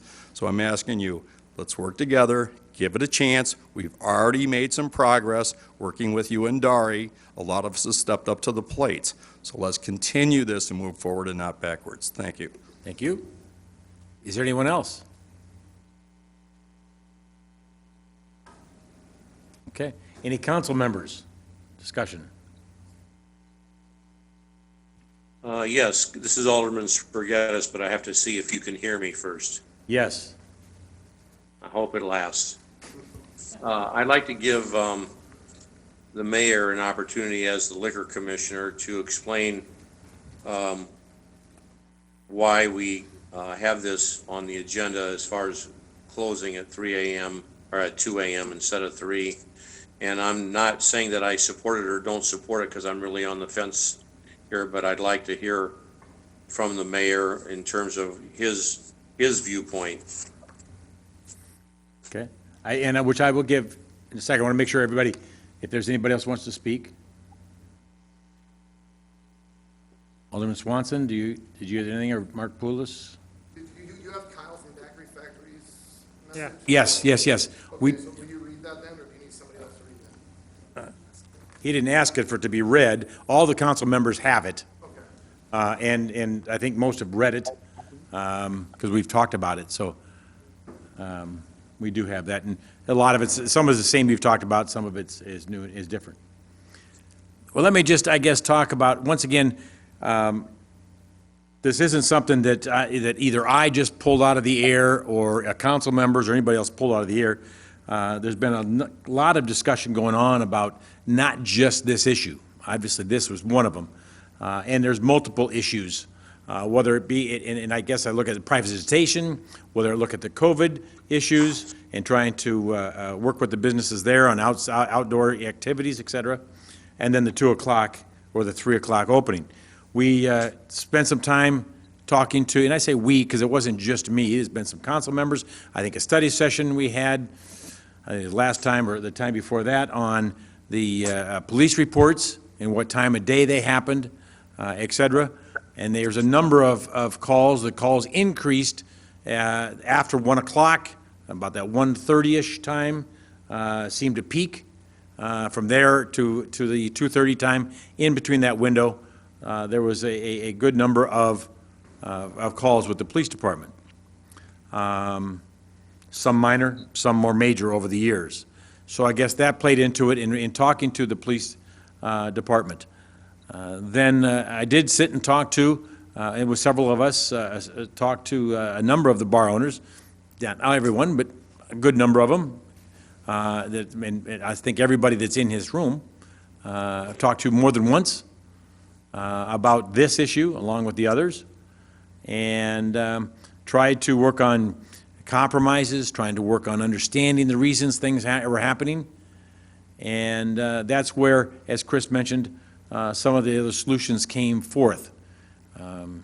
He's correct in that we did add the fencing a couple weeks ago You know, Chris, I give you credit for bringing it up again, but that was brought up actually a number of years ago, along with lights and everything else, but it really makes no difference who gets credit for bringing it up and why it happened.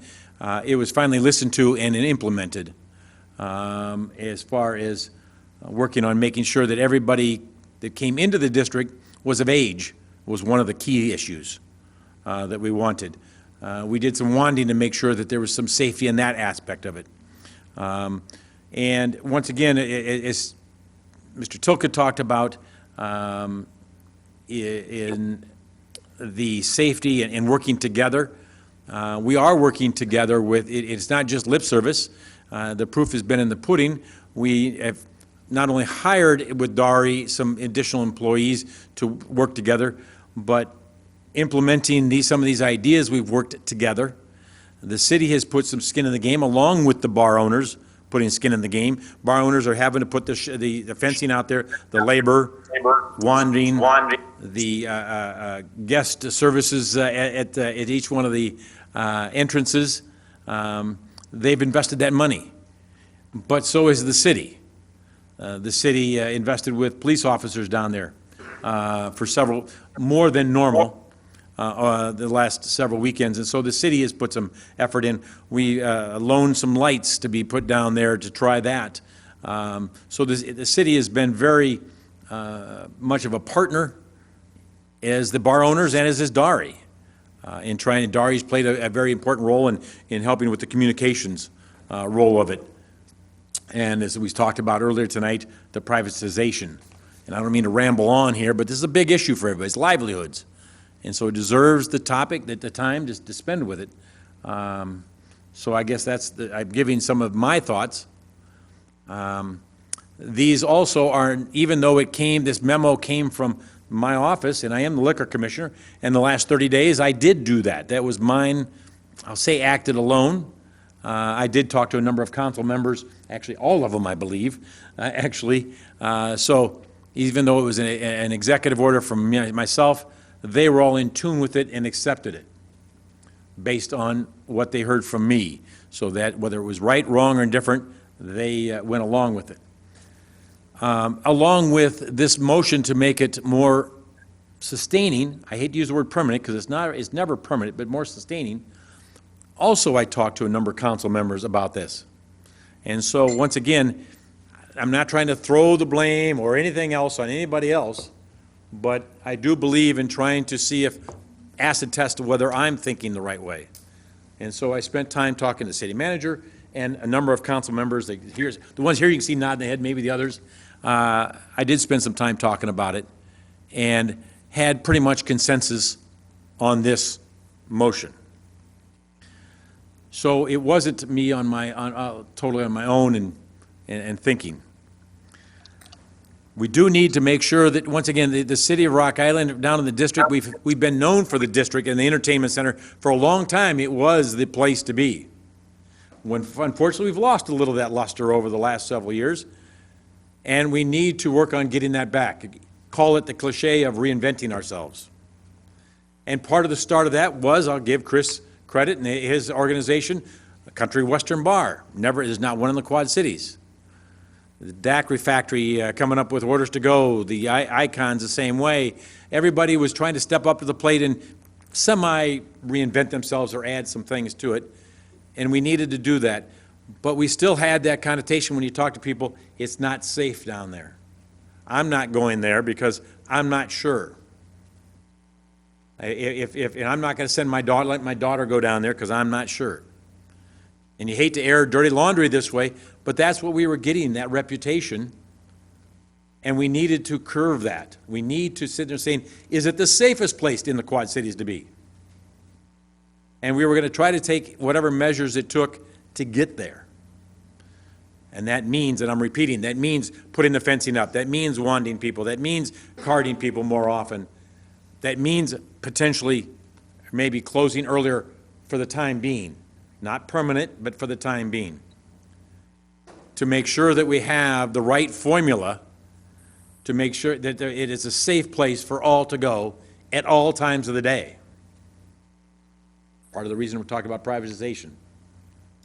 is at all times. It's not just nights. We want to make sure this is a safe place to be 24/7. As safe as we can be. And we can all sit there and speculate what the reasons. Is it Iowa coming over? Is it the racial issues? Is it, COVID that people have been cooped up? We can all come up with all kinds of thoughts and reasons and strategies why, but there's really no known fact. Nobody knows exactly what's caused some of the issues. And once again, because we're trying to, and the question and thought is why the hour earlier closing? Because it's part of, I feel, and I think most of the people feel, that we want to make sure that we're addressing all the issues and then work from there. As I spoke in some of the meetings with the bar owners, this is a variable issue. We are flexing, we are trying to work with everyone and flex. We had the officers down there for a while, then now we don't, and we had the fencing, and we're gonna maybe stick with that part. If we had the lights, now we don't. And so this is something we're just continuing to flex and work with to find the right combination that we all feel comfortable, this is the safest place to be, and that we can have fun down there, not just safe, that we can do, there's a lot of good entertainment and food that we can have fun. It's a good social place to be. That's the ultimate goal. So now, once again, if this is the right answer or not, may or may not. I am not sitting here saying this is the answer. I'm saying this is one of the variables that we want to try and see if it is or works. We know we've been safe for the last, and haven't any instances for the last couple of weekends, 3 weekends, I lose track of time, I apologize. 3 weekends, 4 weekends, this last weekend was fine. So it's, I think, at least 3, 4 weekends. So we got the right trend. So that's the reason that I thought to bring it forth and to recommend. I don't want it, like I say, get up on a podium here. Alderman Spaghettis asked for my thoughts and comments. And so I'm open to questions by the council and discussion where we stand. Mr. Mayor. Yes. Mark Poulos here. I'm inclined to go along with you, and I think that this 2 o'clock closing needs a little bit more time. Not saying we can't revisit it later on this year, but I think that especially since we only had a 30-day window to work with it, I don't think that was a fair enough trial or fair enough experiment to see if that was the answer. And with all due respect to the bar owners, and I understand that, as I've seen many times down there where the problems didn't necessarily start at 2 o'clock, but between 2:30 and 3 o'clock, I've seen many an issue down there that should have could have been prevented. And the reasons that people come over here is because if we go with the 2 o'clock, we are mirroring, if you will, the closing hours in our sister cities. So if we want to compete, we have to up our game and offer something better. Okay. Go ahead. This is Alderwoman Swanson, and I just want to say that I was very excited to see the growth in the bars in the district, and with Billy Bob's coming in, and really felt like we were starting to build something. And then because of the actions of a few people who can't control themselves, we ended up in a situation where we're in the news and we're on the front page of the paper yet again. And I remember decades ago, going down to the district, and it was the place to be, and it was a fun place to be. And we did lose that because of crime and a lot of other things. And we were starting to get that feeling back where people wanted to come down to, go to the Daiquiri Factory and Ribco and Billy Bob's. And yes, COVID changed a lot of things for everyone. But one of the things I keep hearing from people across the Quad Cities, not just in Illinois, but in Iowa and all over, is I'm not going to the district because it's not safe. There's shootings down there. There's a lot of crime down there. And granted, it all picked up with the incidences in just a couple of weekends. But I think one of the things we have to remember is we have to get a handle on that, because if we are known as a place of crime where you're going to get stabbed or shot or whatever, I don't care how good you are. I don't care whether you're open till 3 or till midnight. Nobody's going to come. because they don't feel safe. And so I think, yes, the bars are losing money over that hour, but like everyone said, it's not permanent. You know, we can try the 2 o'clock closing, you know, through August. The August students come back the end of August. Yeah, there's going to be some significant changes there. But I think what we have to do is show the Quad Cities that the district is a safe place for them to come, because you need them to come. If it's not safe, it doesn't matter how good you are, they're not going to come to your establishment. I'd like to make a couple comments. Again, Chris, you've done a great job, and we've had conversations, and you've talked, and you are correct. You've done the right things inside of your establishment. Those things that are happening in the plaza area there, or down in front of, downtown, those are not direct related to what's going on in your business. Same way as I have a great appreciation for all the bar owners down there. They all do a great job. But with that being said, I also have a great appreciation for the guy in the blue in the back and all the police officers in the city of Rock Island and their safety. And I'll echo the sentiments of Alderwoman Swanson and Alderman Poulos. We want to create a safe environment for people to come to. Nobody wants to, and if we're trying to attract businesses, we certainly don't want it to be, we want to be that place where they want to go. We don't want to be on the front page of the news every single weekend, for violent incidences.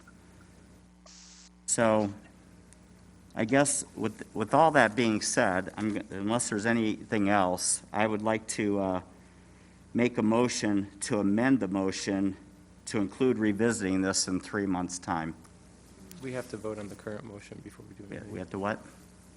Is that not Are correct? you asking to, table the discussion for 3 No. months? Or just bringing it back up for? I'm asking to keep the motion, but amend it to revisit this. I'm requesting not to make it a permanent thing, but to revisit this in 3 months. He's requesting, my understanding, 2 o'clock would be the close time for the next 3 months, and then the council reviews that to see if they want to take it back to 3 o'clock at that point or not. And then redo all the ordinances Well, and everything again? I guess That's what he's trying to amend. I would ask why we have to do that. I mean, how long is the mayor's and the liquor commission's authority able to emergency 2 a.m. while we are dealing with coronavirus? Well, my understanding, and the city attorney is, as I'm assuming, on this call, but my understanding it's a 30-day window is what that I have. Are you able to renew it like the governor has? Mr. Morrison, would you like to chime in on that?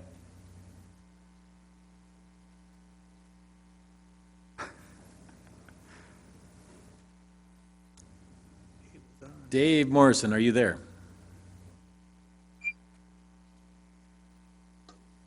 Well, My last conversation, I believe, which was going 30 days ago, so we got to plan on some memory. I didn't, but that I believe it was a 30-day window, whether it could be renewed or not. Hello? Yes, Hey there. go ahead, Dave. Can you hear me? Yes. Yeah, I'm sorry. I thought I said I had unmuted myself, but apparently I had not.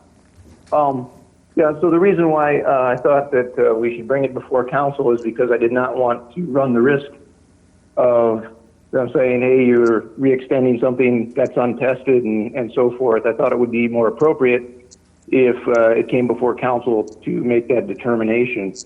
On the issue of whether you'd have to vote on the current motion and second, I think that's correct unless the person who made the second wanted to withdraw and the person who made their motion wanted to amend, then I believe you could go forward on that amended motion. But that was basically the reason for bringing it tonight, I think. That's my understanding. Because, let me just verify, your thoughts are is that it could be in question whether I have the authority to renew that executive order. Yeah, I don't know that is it possible that that's legal? Certainly it's possible, but it's also possible that someone might challenge it.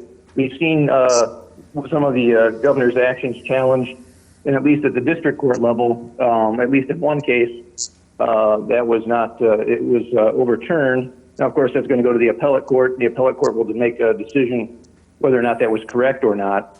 But anyway, I was just trying to give my best advice based upon my knowledge and my reading of the law. That answer your question? Yeah, that does. I guess I will, well, first off, who made the second for this motion? Swanson. So she would have to remove her second, and then Mr. Hurt would have to amend his original deal. His original So motion. I will remove my second. However, I do want to address the fact, I don't think I think 3 months is too long. I mean, I think my concern is 3 months is going to put us almost at the beginning of winter. And at that point, attendance goes down anyhow. I would kind of like us to revisit this in, mid-September, to kind of see how things are going. I mean, the Augie students are coming back in the end of August. The weather's going to be nicer in the fall, hopefully in the fall. But I sympathize with the bar owners, on that last hour. And so I guess I would like us to revisit this in September and see how things are going, and also to determine where the privatization of the plaza is going as well. But I removed my second. Thank you very much, real quick. Like Short, 30 quick, seconds, because 30 seconds. So alls we want to do is prove to you guys that the district can be a safe place at 3 o'clock. By you guys wanting to go 3 more months at 2 o'clock, that's not showing you guys that we can make the district a safe place at 3 o'clock. Alls we've shown you is we've put something together in the last 3 weeks. We've had zero problems.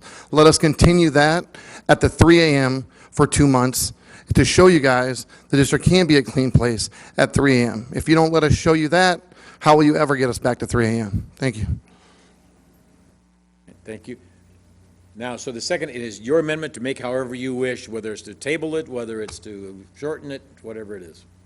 Okay, I would like to make a motion to amend this motion to revisit in 30 days.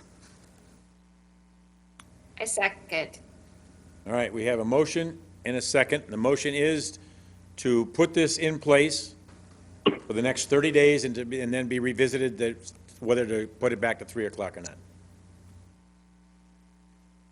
Yeah, I guess if we're just stating our opinion, what we think about this whole deal, I think that my opinion on this is pretty much the exact as the study session situation, where there's always good things and bad things on everything that we vote on. I had no idea that a vacant property registry could be so controversial, right? But we got to make decisions, and I think that we all want the downtown to be safe and welcoming. And prosperous. Yeah. We don't have a second. We do have a second. Jenny seconded. Jenny seconded it. Jenny seconded. The question is, how do we get there, right? And I think, by and large, the downtown businesses do a fantastic job at ensuring that. I guess I am thinking in the same lines of Chris, where we have seen alternatives to shutting down earlier. We're talking about privatizing the plaza with Dory.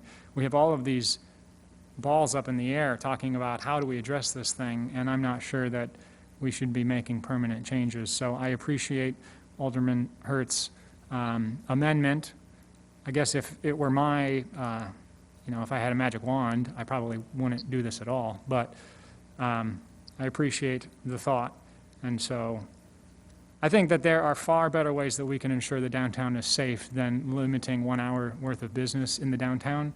And we got to keep on working on the other things like better lighting, activating the space, basic brick and mortar of downtown entertainment districts. It's not rocket science. So I appreciate Hert's flexibility and everyone else's. I appreciate everyone's concern about this issue. And I'm looking forward to making progress on this. The only other comments I have, I agree with Alderman Parker. We have to see some data and give a chance. And if we have to do it tonight and revisit in 3 months, that's 30 days. 30 days.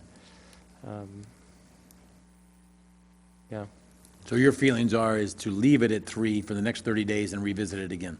Yes. Okay, I just want to make sure I'm clear. That's fine. I'm not debating one way. I just want to make sure people are clear. I'm clear. All right, Alderman Poulos, you have anybody else have any comments? Discussion? Alderman Poole here, and while I appreciate the opinions of Alderman Parker and Yeenan, I was hard set on the permanent change, but I believe that they presented a good argument, but I still think we need that 30 days.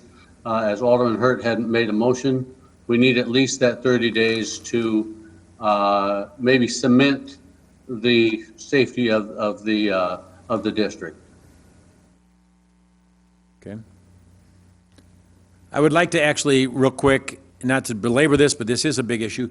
I'd like to ask the chief to speak a few of his thoughts, please.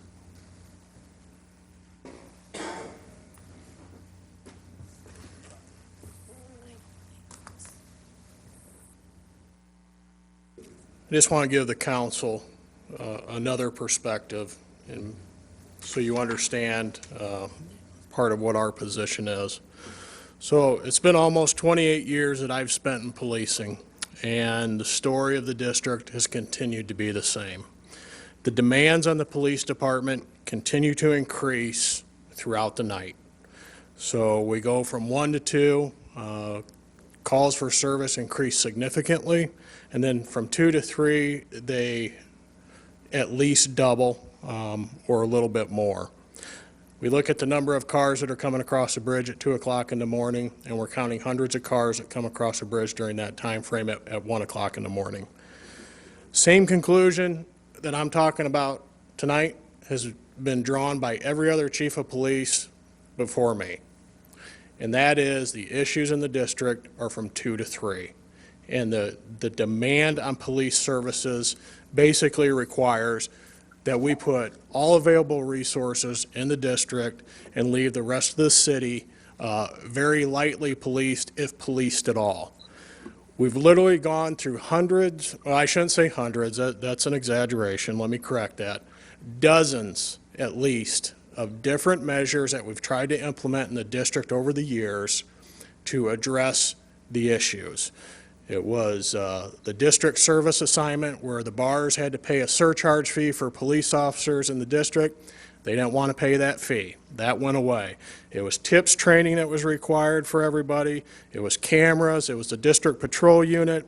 It was a minors on premises ordinance. I'm sure if we cataloged all these different issues that we've tried to use, ordinances and programs to address the issues in the district, we get right back to the same point. It has never addressed the violence that's occurring from 2 to 3 that requires all of our police services. And I appreciate the bar's position. I understand that these are very tough financial times. I'm certainly not naive to that, but there's also a cost for us. And the bars, some of what I've heard is they basically do not want to claim that they share responsibility for some of the acts that are occurring out on the plaza. They most certainly do. They are partners down there. They're bringing in people to the district. Some of that is coming from their establishments. There are a number of liquor violations that we deal with the liquor commissioner. So it's a significant draw on resources and continues to be so. We can continue to look for other alternatives, but we're going to come right back to the same issue, and that is the draw on police services from 2 to 3. And it's not going to let up. If history tells us anything, I know for 28 years that that's what we've been dealing with. I don't expect that's going to change with the implementation of some new program or some new method. We're still going to be called down there. Still going to be required that we handle issues. And as I've said before, we're dealing with different crowd management today than we ever have in the past. We're dealing with a significantly different mindset of people that we're dealing with, and it's creating issues, and those issues aren't going to go away. And it's just, this is where we come back to every time. And like I said, for every police chief that I know that I've worked for, this is the same conclusion that they've drawn. Chief, I have a question for you. Yes, sir. Would you please make a comment as far as to compound the situation right now? How many officers the city is down right now? total? So, well, right now, we're down 6 unfilled positions, but that's not taking into account number of employees that we have off on Family Medical Leave Act, injury leave, things of that nature. So if you were to add that in, you're probably talking another 3 to 4 officers on average. We're looking at 2 more retirements still this year, and we're looking at retirements, maybe 2 retirements at the beginning of 2021. So those numbers are significant. And again, it's, you know, I go back to it, sometimes it takes all of us down there on a Saturday night, and you have no other police officers or maybe one other police officer floating the entire city, and that's not a good situation to be in. One more last comment I'd like you to make. Would you let everybody know what's delaying our hiring of officers? And I believe it's getting into the academy. Would that be accurate? Yeah, there's a number of factors that have played into that. So to try and keep it simplified, we had hired a number of officers in anticipation of retirement. We had some that dropped out of the academy while they were in police training. We had others that didn't successfully complete the field training program, so that put us further back. We had COVID-19 hitch, which shut down all the academies, and the academies just reopened within this last week or 2 weeks now, but everything is still backed up. So we can't get anybody into an academy, even if we wanted to right now. So it would be January of 2021 is 2021 is going to be the first available opportunity we have, and that's to get 6 officers in. But those officers, you know, it takes about 9 months from the time we hire them until they're on their own that they really contribute as manpower. I was just asking those questions so that everybody understood the additional safety issues that are placed on your own department because of lack of staffing and the problems that we are having with, you know, the based on COVID and such. So thank you very much. Yes, sir. Thank you, Chief. Appreciate it. Let me, Alderman Hurt, let me just clarify what your amendment and your motion is. Is it to postpone this, leaving it at 3 o'clock and review the 2 o'clock in 30 days, or keeping it at 2 o'clock and reviewing it going back to 3 o'clock in 30 days? Leaving it at 2 and revisiting it in 30 days. Well, what kind of metrics, I'm curious, like, in 30 days, what will we look at and say we're comfortable now with returning to 3 a.m.? Well, the first thing I will mention is the first 2 weeks of this, we were staffed with extra Rock Island Police Department people. Right. And I can tell you right now, it was the city that had to fund those overtime hours. That is not a sustainable thing for the city to do, to keep paying for overtime police officers to make sure that we're not having all this violence in the district. And because the bar owners are now, as from my understanding, they did not have those point officers this week. So I think we need a sample size over the next 30 days to see if that works. Yeah. I mean, we cannot sustain paying the police department every single weekend. Oh, yeah. I mean, that's part of what I've always gotten to, saying that we need to talk about SSAs, we need to talk about business Correct. improvement districts that can sustainably fund I would a like police to, force. then I think that's where, now that would give us 30 more days that there's not paid police officers. We're paying overtime money to be at those point positions, and let's just see where that's at that 30 days. I mean, there's. So in 30 days, if there's no major shootings or stabbings in the district, we're going to be comfortable with returning back to 3 a.m.? I won't commit to that. But we need to, this is where the police department can probably get us some numbers, and I mean, there's a lot of variables we need to look at. A lot can happen, and we're going through a difficult time right now for everybody. And I believe the safety right now of our officers is also paramount, and the safety of the rest of the citizens in the city. If we've got everybody down in the district and something else going on. I know a couple weekends we had one officer, the rest of the city. Well, if it was your house and you needed something, they're all down in the district, you'd probably be a little upset. So I think we need to, and I get it, it's a tough position for everybody, but I think we need to see where things go in the next 30 days without having the presence of police there manning every single position. I mean, we've had one weekend of it, but I'd like to get more of a, I don't know, just take a look at it closer in 30 days. All right, I would like to have the city clerk read back the motion, just to make sure that it's clear, so we understand, and it's correct. I have motion to amend, motion to amend this motion and revisit in 30 days. That's correct. And does that, Dave, I don't know if that, Dave Morrison, if that makes sense to, is that a correct?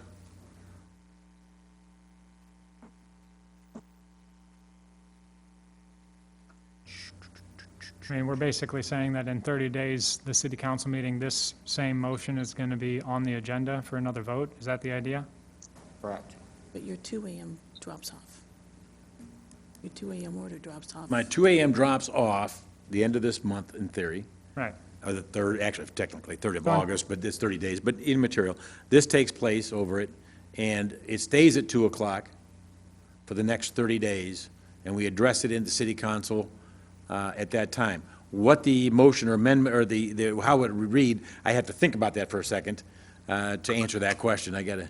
I mean, it would be to consider Reinstating. creating the 3 a.m. license. It would basically say reinstating everything we just removed today.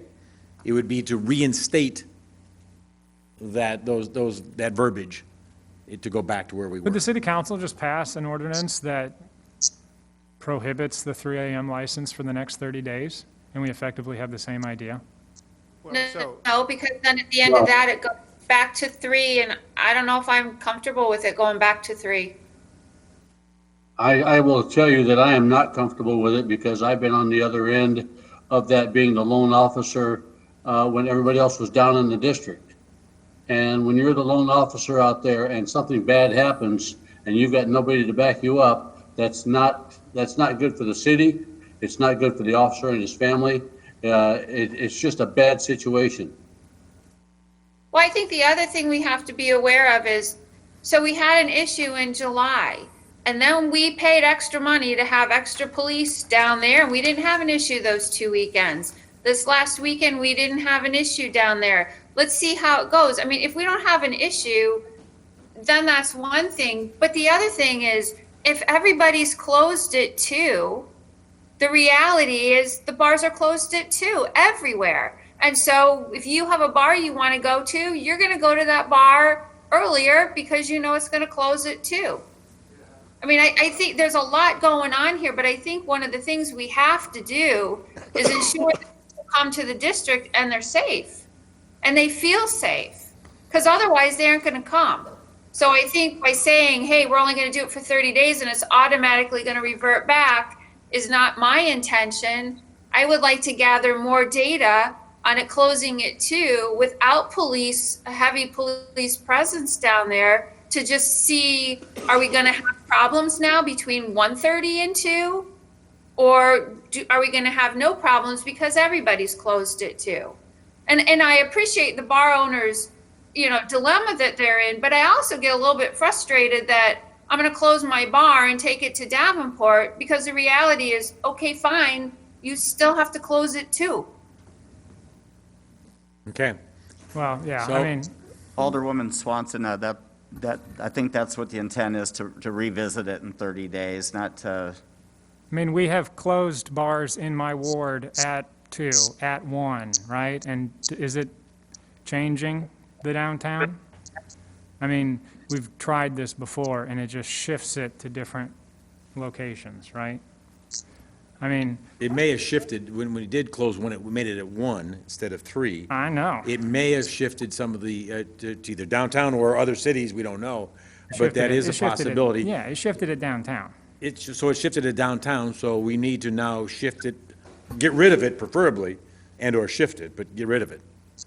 Well, And one of the ways, real quick, and I don't want to belabor this, and it's now gone on long enough, but one of the ways to do it is not just the closing of it, but is also with the fencing, also with the checking IDs going in. It's not just, there's not one silver bullet here. And so I don't want to make it sound like this is the only way to solve it. It's not. And so that's why it may go back to 3, in my opinion. It could be, times change, things, situations change, and we may not find a need to keep it at 2. So just to clarify, if you went 30 days, that's the middle of the last week of August, which is a couple of days after the last meeting in August, and the next meeting now isn't until the 14th of September. So unless you want to set up a special council meeting, you're looking at it in 30 days is really almost 2 months away. So you make it, if you want to make it the last city council in August? That would be I'm just pointing that out, that would be the 24th of August. I mean, I think the Technically intent less is than- to review it at that time. That'd be fine. I just want to make sure that we're voting on what the council wants to vote on. That's right. Yeah, we'd have to start over, and I think read the whole motion from the beginning, so there's no confusion. Okay, on so- The total motion, so. So Alderman Swanson, would you remove your second so we can do a new one? Yes, I remove my second. Alderman Hurt, would you please start from the very start and not even amend it? What would your motion be? Real quick, what was the date again? To the 24th? 24th, so it would be review of the council meeting on the 24th of August. I'd like a motion I don't even know how we're going to read this. Motion to consider, suspend the rules, and pass the ordinance changes to be revoted on August 24th. That be correct? How does that work with Robert's rules? I mean, you can only reconsider something from somebody who votes in the affirmative, right? You can't bring things Oh, up. I see what you're saying. You can't I bring see things what you're back saying. up that you've already Right. voted on. So Mr. Hurt can bring it back up and make a motion to, Well, Dave should weigh in on this. So the Okay. motion is actually to bring it forward bring it back. Dave needs to weigh in on that. Dave, are we allowed to vote on something and then say we're going to vote on it again? Oh, this is getting complicated. it's a big issue for a lot of people. Dave Morrison, are you there? We cannot hear you.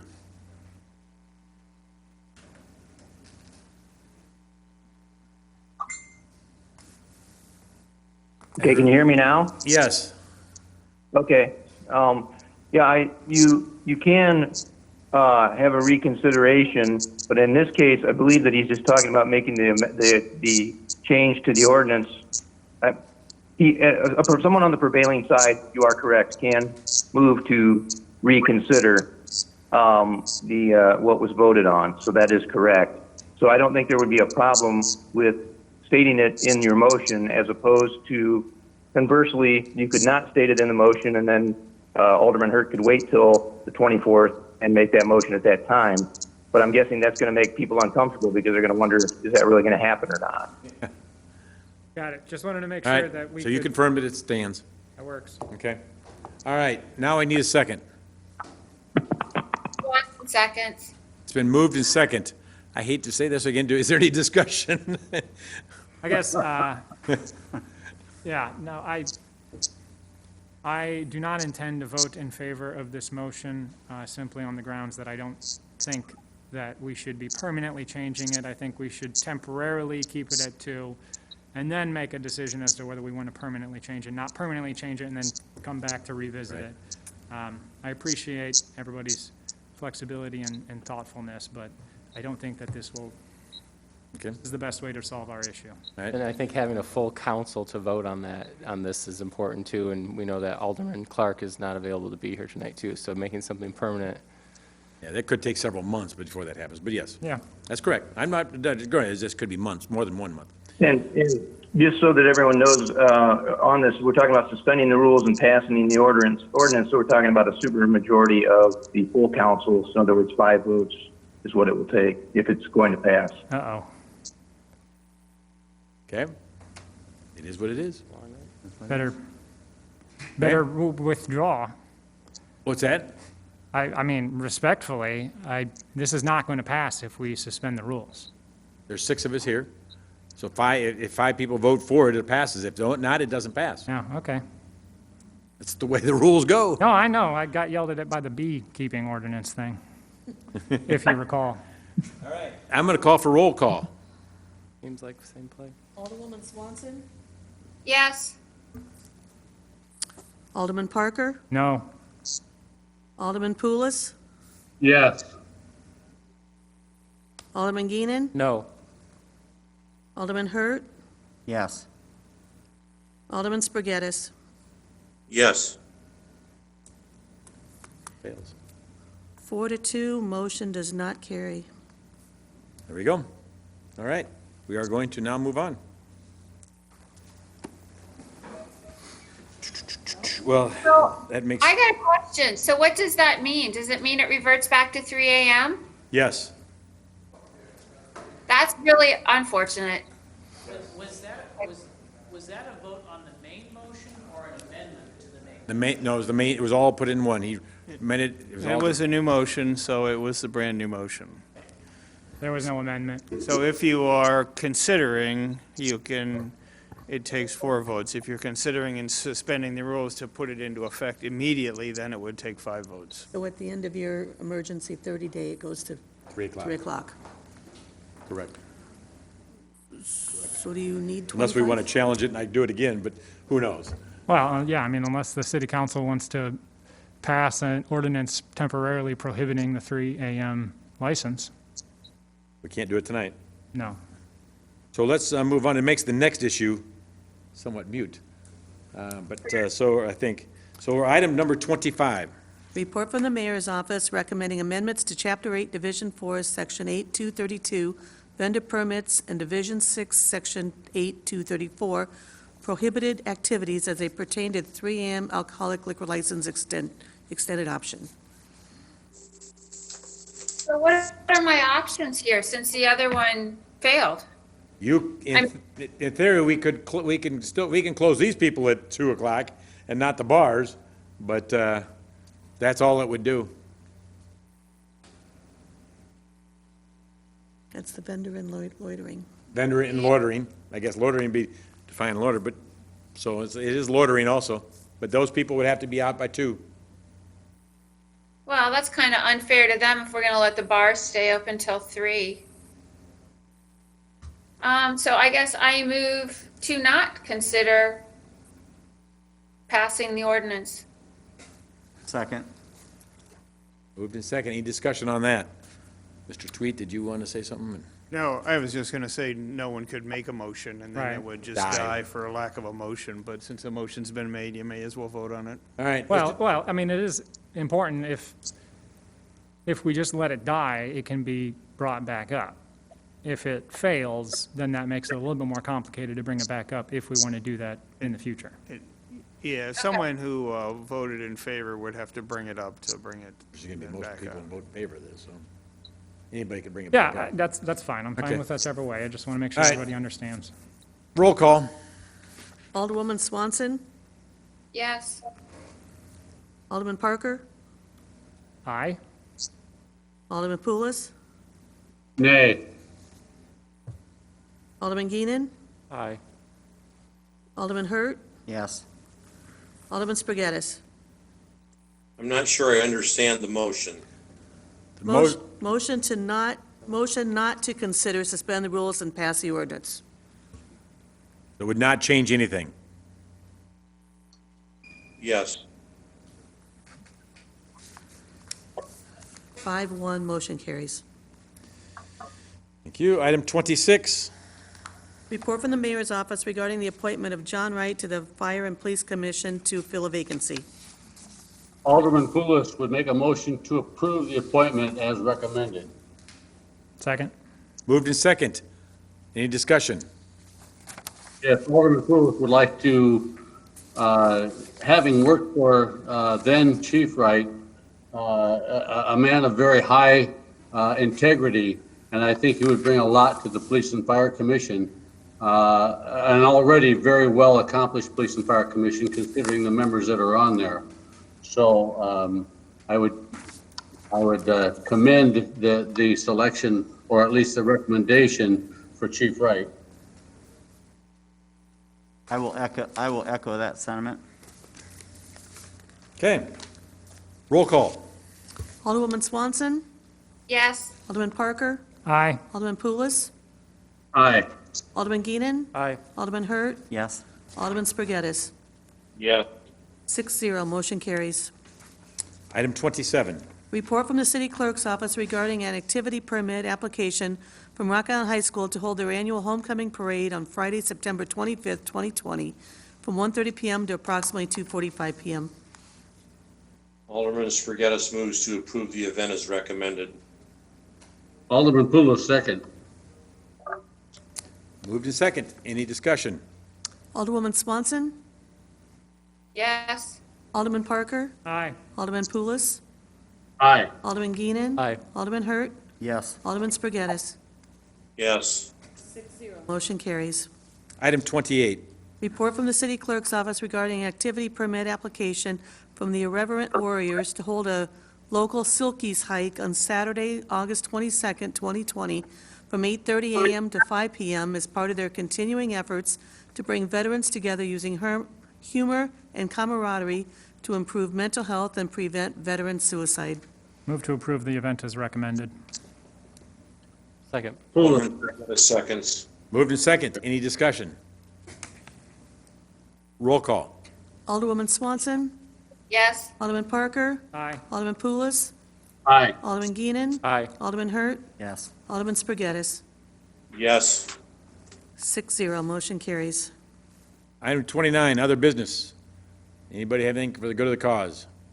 This is Alderwoman Swanson. I just want to bring to everyone's attention that at Governor Pritzker's daily briefing today, he talked about requesting that people wear their masks. He also said that city officials and local governments have the ability to enforce and issue tickets or warnings, or to close businesses who do not adhere to the capacity requirements of his order and his mandate. And I would just like to bring that to the attention of the council, because while I think it's great that we issued that proclamation, I think there's more that we could do, because we are in Zone 2, and Zone 2 had a 4 positivity rating, which is higher than the entire state of Illinois. And so I think we need to be cognizant of the fact that we need to be more diligent, and we perhaps need to look at ways to better enforce the governor's mandate. Following up on that, I second that, Alderwoman Swanson. I am getting pretty tired of going into Rock Island businesses and seeing employees and customers not wearing masks and not following the very basic health recommendations from our public health departments. I know that a week ago or so, I don't remember, the days blur, I contacted each one of my colleagues about passing the ordinance that would require it at the local level, supplied by the Illinois Municipal League. There was some good discussion that I had with some of you. I share some hesitation with some of you that I spoke with about the already strained resources, as we've heard here tonight, about our police department enforcing such an ordinance. I think that we should still get it on the books and perhaps make it, and I don't know if this works with the liquor code, but we could do something about businesses' liquor licenses if they do not comply with the wearing of masks and social distancing. It's pretty much convenience stores and bars that I'm seeing people not wearing masks. So that is one way where we could not utilize, not rely on our already underutilized, or not underutilized, overutilized police force, while having some consequences for not even having your employees wearing masks, right? So I welcome your input for those who haven't contacted me on that idea, trying to figure out a way to make sure that people are complying, because we do not want to have this go back to the point where bars and all stores have to close, right? That is the very real thing that we're headed towards, whether we want to acknowledge it or not. So either we can make small pain now for long-term gain, or not do that and have long-term pain. Sorry for being rambly. But thank you very much for your comments, Alderwoman Swanson. I'm not sure we can use the liquor license. They can appeal to the state on those type of things, and I don't know if that's been tested, and so how legit, or I say legit. No, yeah, and that's where Yeah. I would welcome our legal staff looking into that and seeing if that is something that we could use to, It's policing that, and it is very difficult. well, I'll be happy And- to go into the stores that I've been going into and snap a photo. And we just talked about bringing businesses to the quad, into Rock Island and everything else, and that could have the alternate deal and chase business away. There's not everybody believes in them. I do, I'm with you, but at the same token, there's a lot of citizens out there that don't, and so, that could chase volume away also. Okay, anybody else got any thoughts for that? Good. I did this last time, sorry, I'm going to do it every time, just requesting an update on the resolution, not necessarily the resolution, but I know we're talking with the resolution, the NAACP, I don't know if we're still talking to the Village of Elders, but provide the council and the public an update on where that discussion is. Want to do it? Either way. Yeah, why don't you go ahead, Hal? We I can back met, you up if you want. and apologize if I repeat, because I can't do the dates that we met, and that's since the last council meeting, but we met as a coalition last week, Monday of last week. I'm trying to, once again, I apologize. Yeah, no problem, I'm making you do this off the top of your head. That's fine. But last week, and specifically with the resolution group, there was two of them, and discussed most of the items on their list. We left there with about 5 of them that we talked about that day, or 5 issues that were going to be researched and continue to bring them back the dialogue of the devil's the detail amongst those issues. I don't have them with me, I All right. apologize. Could we have an update from Randy with what And- was discussed and Sure. the Yeah, 5? Sure, we can put that absolutely. all in. Absolutely. We did, once again, we did reiterate that we wanted to work, for the most part, on most issues, as a group with the law enforcement of the different cities and county, along with the elected officials. The chief can speak about this, too. He maybe is more elegant about it than I am. And trying to get most of those resolved. Once again, that was with the resolution. That group has not met, at least with me, with the other ones at this point. Some of the issues contradict each other, some of them are additional, and so once again, that's what we're trying to do, is make sure that we work across the board with all of them and making sure they're addressed. There's a chance that not everything gets addressed the way they wish, but we are working at it. It's going to be an ongoing and lengthy time. It will not happen, quote, the next 30 days to be even completed, but we will continue to talk. We have a new date to speak about August 19th, somewhere in August, middle of August. This group is getting back together with them, and we're going to try to do it at least once a month to whittle the list down and make sure that everybody feels comfortable with it. Yeah. I don't know, Chief, if you want to. Actually, it was Wednesday. Was it? That we met with that group. They all run together. It's do. hard to I know keep how it track, so. But the week before, I believe we had met with the NAACP. They're supposed to move into focus group discussions. There was going to be a series of 3 focus groups that were scheduled for this week. I don't think they're on track for that. It was pretty aggressive timeline. They specifically requested that we have mid-level police managers involved in that discussion. They didn't want the executive officers from the agencies. So that discussion, if those discussions move forward, there's supposed to be 3 this week. First one scheduled for tomorrow, and then Thursday and Saturday, different locations. With the resolution, that's who we met with on Wednesday, the mayor. We had about an hour and a half meeting, I would guess, and we basically talked about, best of my recollection, 5 topics that were in their proposal, discussed different aspects of it. The Quad City Leg, which is Quad City Law Enforcement Groups, the Illinois Chiefs, we're meeting tomorrow, and we're going over those position points tomorrow. And then we're, again, as the mayor said, I think August 19th is when we're scheduled for our next meeting with that group. So we're making progress. All righty, I appreciate the updates. Please don't take my questions as No. criticism, just wanted to make sure that me and my constituents remain informed. Thank you. All right, any other good for the cause?